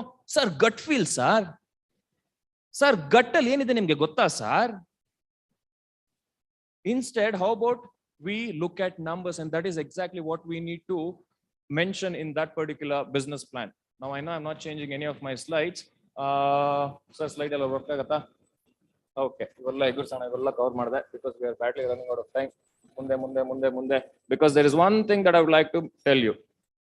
This particular gentleman, his name is called Peter Drucker, one of the famous management gurus the world has ever seen. And this is the powerful statement he made. What gets measured gets managed. And what is that only thing we can measure? Numbers. And this is what we are doing every single day. So when you submit that business plan, when you say, we are here, give us 20 lakhs or whatever, we would like to go there, obviously we'll be asking a lot of questions. Why? And you will be explaining to us, this is how we'll be using the money. Can you submit your business plan where we can measure your plan? Now, all of you have a business idea, I'm sure. If you are submitting a business plan, you have an idea. Now, how will you go about executing that idea? What is the next step after that? First, you come up with an idea. Yes. What is the next thing you do? You validate, okay. After that, prototype. You are all overthinking. Okay, ಈಗ ನಾವು Manthan committee ಅವರು we said we want to go to Belgaum. Idea. Why to conduct this knowledge workshop? So what are the things the backend team you think did? What is that one thing that is very essential to have all of this happening? ಯಾರು ಹೇಳಿದ plan ಅಂತ? ಯಾರು ಹೇಳಿದ plan ಅಂತ? Plan ಯಾರು ಕೈ? Okay. I will give you a copy of my book. ಈಗೆಲ್ಲ ಅಯ್ಯೋ ಮುಂಚೆ ಹೇಳಿದ್ರೆ ನಾನು ಎತ್ತಾ ಇದ್ನಾ?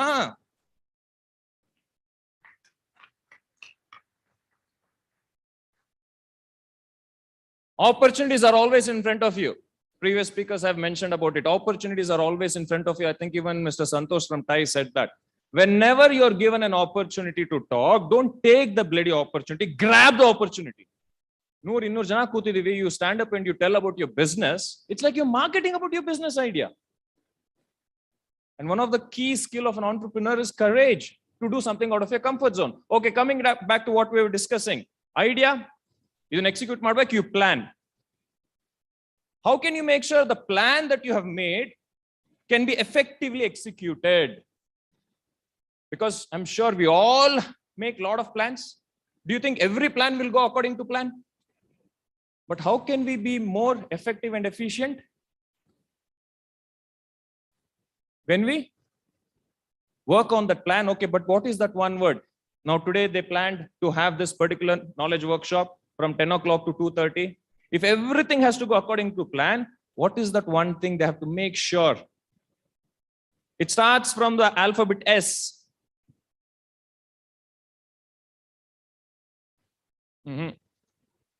Now I think you're all going through the S alphabet dictionary. S schedule.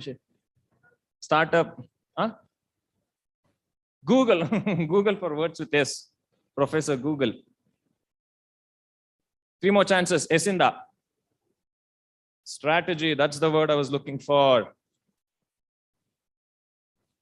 So you plan something and then you come up with a you come up with an idea, then you plan something and then you come up with a strategy. Now I've got a question for you. Which according to you is most important? Idea, plan or strategy? How many of you say strategy? How many of you say idea? How many of you say plan? How many of you, doesn't matter what kind of question I ask, you don't raise your hand? Now this is a debatable conversation. We can all say why idea is better than strategy. We can all say why strategy is better than idea, so on and so forth. For me, all three are equally important. But what is even more important is, in a business, what is that problem you're trying to solve? If you are not comfortable with the word problem, what is the challenge people have in the market? Are you going to provide a solution through your idea which can address that challenge? Now in the morning, someone said, I think you said you have got this particular idea, you want to offer a solution to farmers where they can be more effective or it's cost effective. How many farmers do you think they have this problem? In the first place, do they really want this problem to be solved? Now, most of the time, people are comfortable with the problem. The last 3 or 6 months back, there was this startup, Blink It or Blink, whatever. You just tap something, within 20 minutes, it will be delivered. Huge success in countries like US. Huge success. They tried to imitate and implement the same thing in India. It didn't work or didn't really take off according to their plan. Why? Indians are okay with that problem. ಅಯ್ಯೋ 20 ನಿಮಿಷದಲ್ಲಿ ಬರಲಿ ಅಂದ್ರೆ ಏನ್ ತಲೆ ಮೇಲೆ ಏನ್ ಬೀಳುತ್ತೆ? ಏನೂ ಆಗಲ್ಲ, ಪರವಾಗಿಲ್ಲ, 20 ನಿಮಿಷದಲ್ಲಿ ಬರಲಿ, ಅರ್ಧ ಗಂಟೆಯಲ್ಲಿ ಬರಲಿ. ಅಲ್ಲಿ US ಅಲ್ಲಿ they don't have maid servant, they don't have a cook, they don't have all those Ramlal, Chota Bhai, ಅವ್ರು ಇವರೆಲ್ಲ ಹೋಗ್ಬಿಟ್ಟು ತಗೊಂಬ ಅನ್ನಕ್ಕೆ ಇಲ್ಲ, ಅವರೇ ಹೋಗಿ ಎಲ್ಲ ಶಾಪಿಂಗ್ ಮಾಡ್ಬೇಕು. ಸೊ ಇಮಿಡಿಯೇಟ್ಲಿ ದೇ ಕ್ಲಿಕ್ ಬರುತ್ತೆ. ಬಟ್ ಇಲ್ಲಿ ಇಂಡಿಯಾದಲ್ಲಿ ಫೋನ್ ಮಾಡಿ ತಗೊಂಬರೋದನ್ನ, ತಗೊಂಬಾರ ಇದನ್ನ. So you really need to understand what is that problem you're trying to solve and how many people are there in the market waiting for you to solve that problem. Because one of the biggest mistake most of the startups do is they are trying to provide a solution or they're coming up with an idea to solve something which people don't really want. They don't really value it.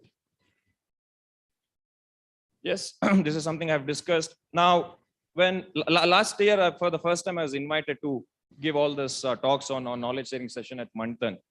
And I know when I speak to students like you, especially youngsters like you, your attention span, including adults, our attention span is going down like this. Before, when we were watching a cricket game, after the over, whenever there was break, we used to go do something, come back. But today, after every ball, we're doing something on our phone. Which means attention span of people, not just youngsters, overall is going down. So one is you need to have the ability to communicate whatever you want to communicate in very less sentence and in very less time. So this is where I was thinking, how can I summarize whatever one needs to have in a business plan? So what is that one sentence? If people can answer, it will give us the gist of that business idea or a business plan. And I spoke with a lot of my business mentors, coaches. I'm so lucky that I've got all these amazing people in my life who have been mentoring me, coaching me, and then paying forward and then generously sharing their knowledge with me. Now, the new book, which I'm about to launch next month, it's called The Bottom Line. I'm so lucky that the Harvard professor in finance decided to give a foreword for my book. So one thing that I've learned is, if you don't ask, answer is always no. So be shameless as an entrepreneur. Go ask. If you don't ask, answer is always no. What is the worst that can possibly happen? They will say no. They may not reply to your message. So what? He stood in front of Santosh Hegde's office for 21 times, 20 seconds, and whatever it is, he got it done. That's a sign of an entrepreneur. Persistence. So this is one sentence I would like you to complete as of now and then build upon it, because this is what your business plan is going to be. If our client or customer gives us rupees dash, we or I will give them dash within dash, which is time. For example, if my customer or a client, if they give me 300 rupees, I will give them a copy of my book. If it is in person, immediately I will give. If they order it online, it will take 24 hours. If they are ordering somewhere in North India, it might take 2 days. If it is international, then it might take 2 or 3 days.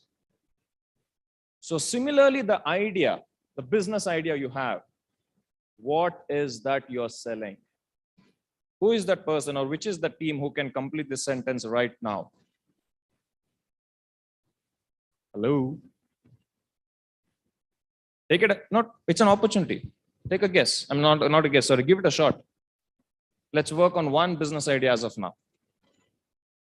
Opportunity going, gone. Your name? Pranav. Yes, Pranav.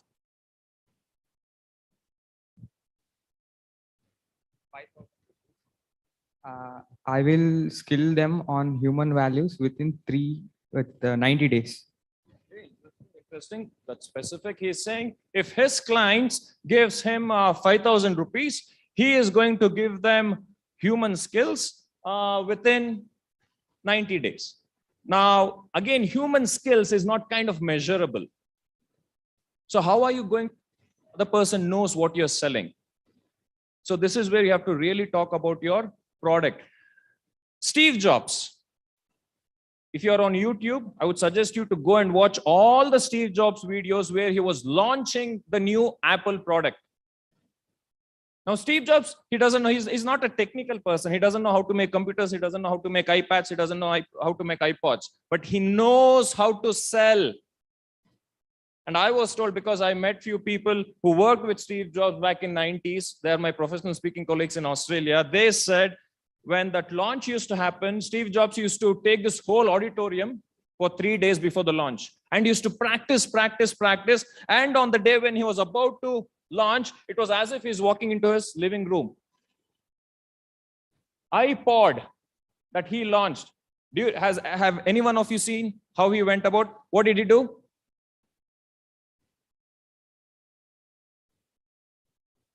Exactly. I'll give you a copy of your book, or you can come and grab one. Now, go for it. This is what he did.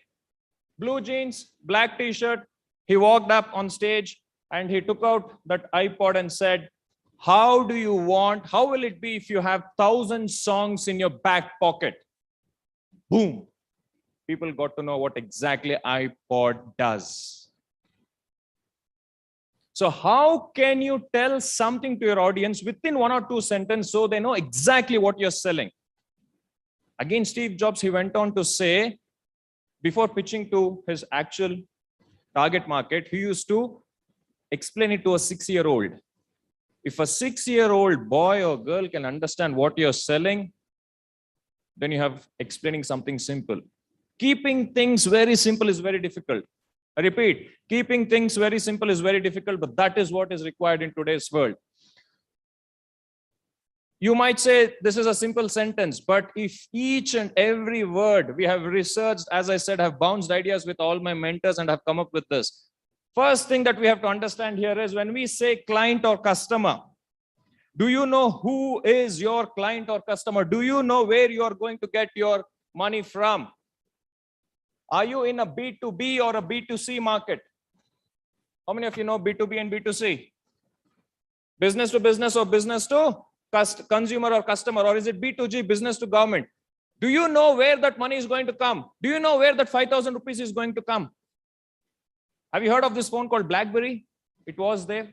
2008, 9, 10, they were ruling the market. They tried to expand here in India.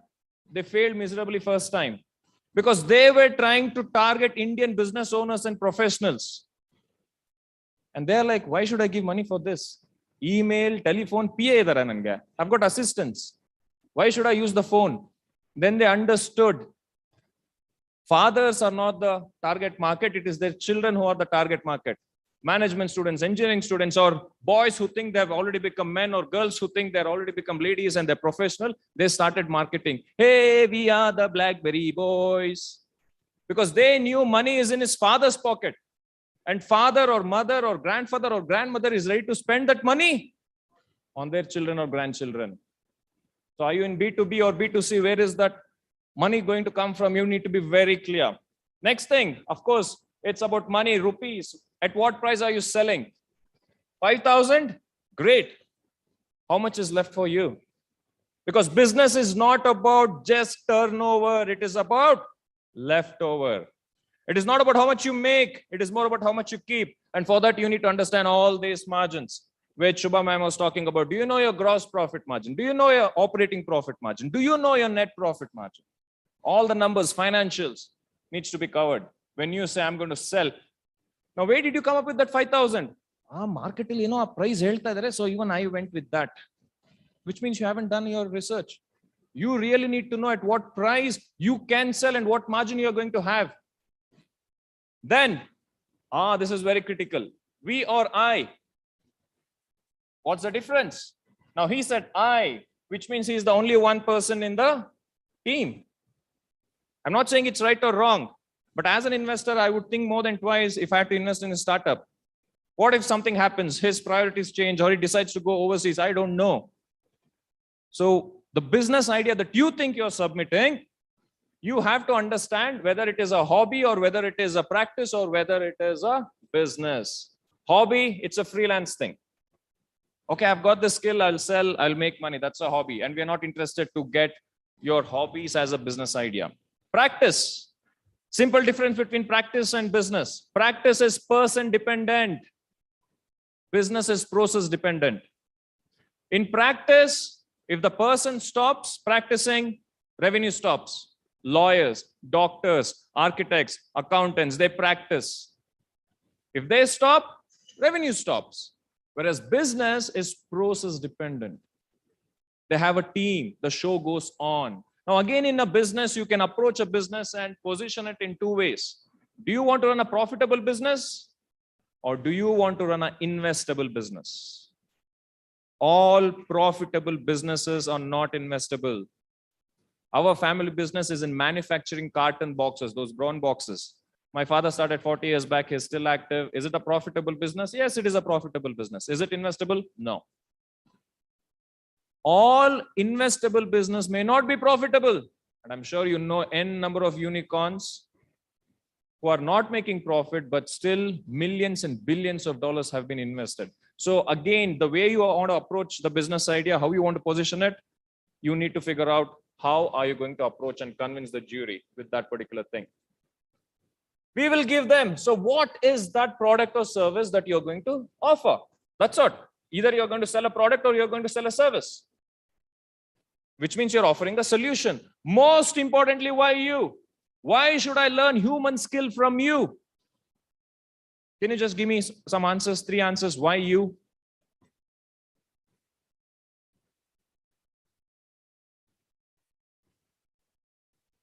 Okay, so most of your friends used to always ask for your advice. Next. So your father's friend is also taking advice from you then?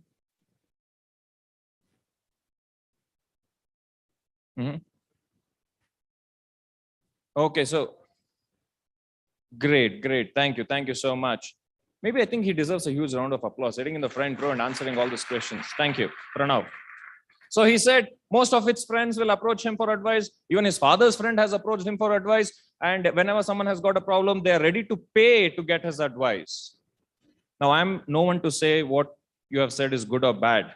But if you have to really improve on your presentation and marketing skills, all of you, whatever you write, this is why my customers should buy from me. This is why my customers should buy from me.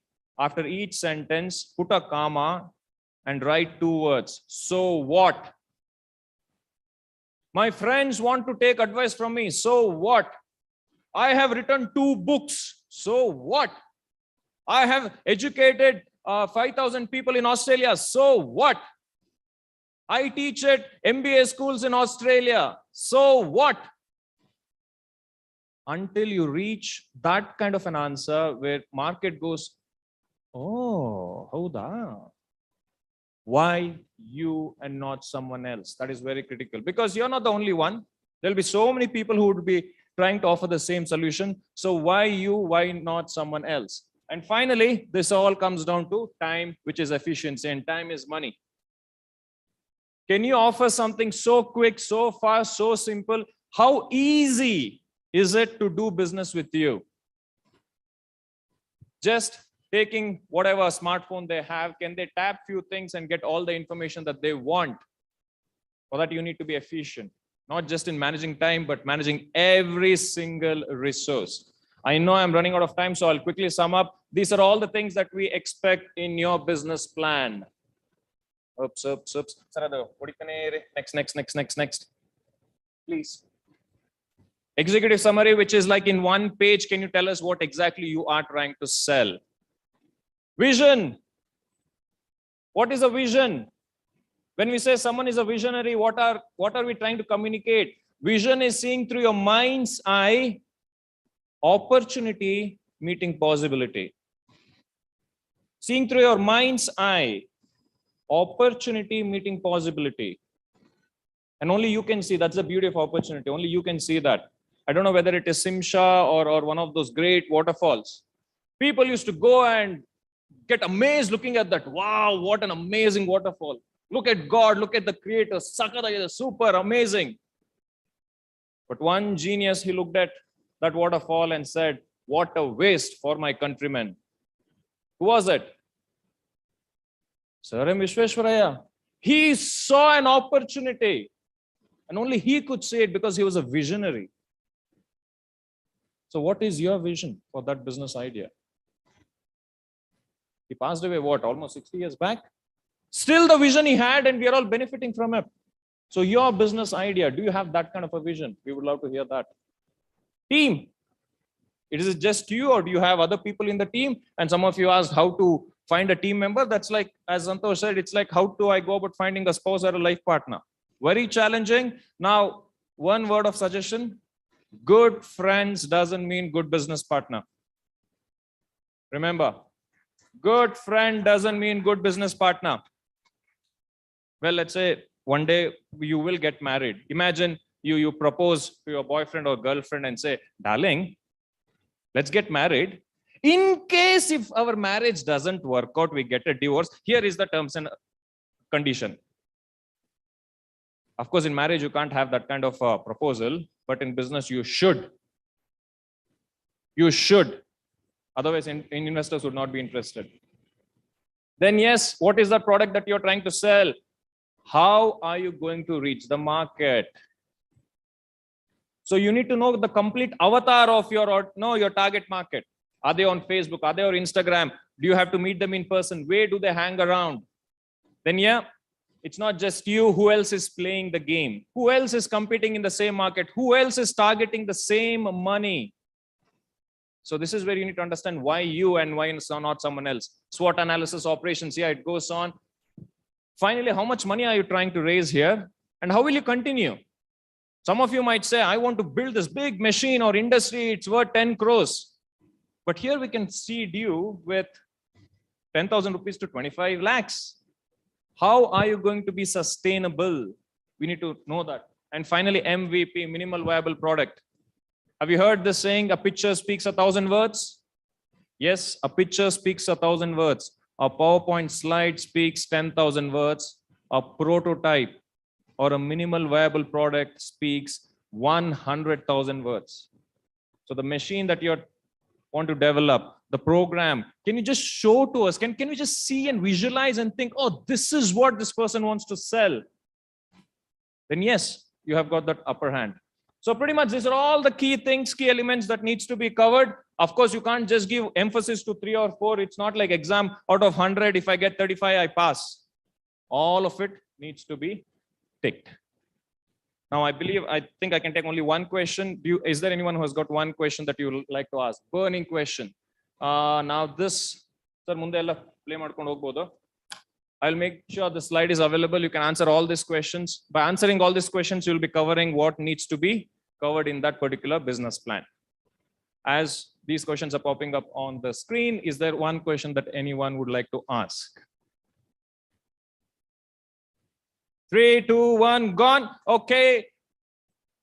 2:35, we have already crossed the limit. I would like to hand over the stage back to Kirtan. Thank you so much. Wishing you all success, profitability, and surplus cash flow in your startup. Thank you.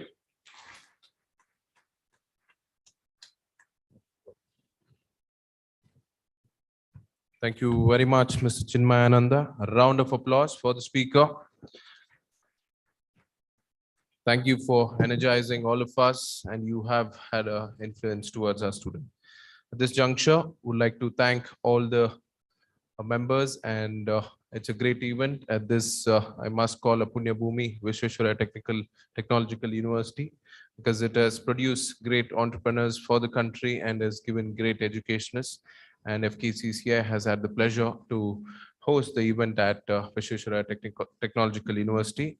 So would like to invite, on the closing note, invite Rahul Goel for his vote of thanks.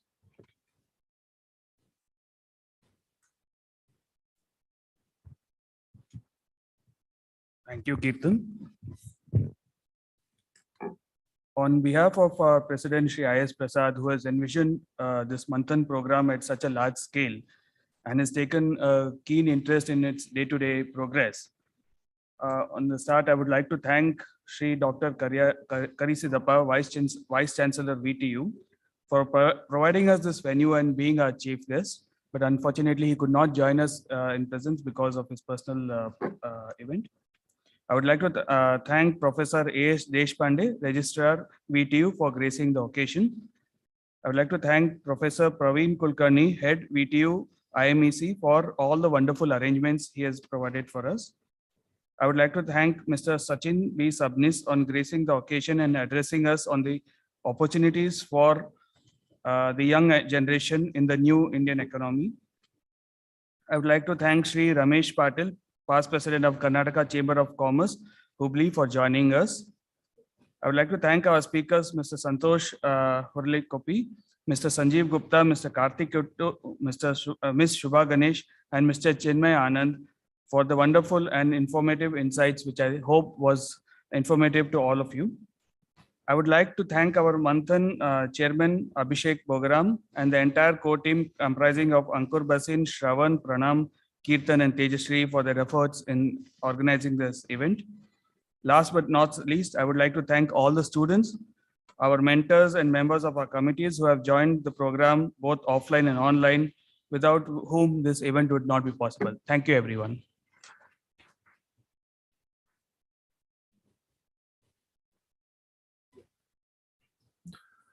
We would like to have all the students on stage, just the last picture altogether for the event, along with the speakers and committee members. Can we have all the students on stage, if you don't mind? Last picture, and then we're going to have, oh yeah. Yeah, we can do that. Or sit down, we will have a picture from this side. You can come closer together.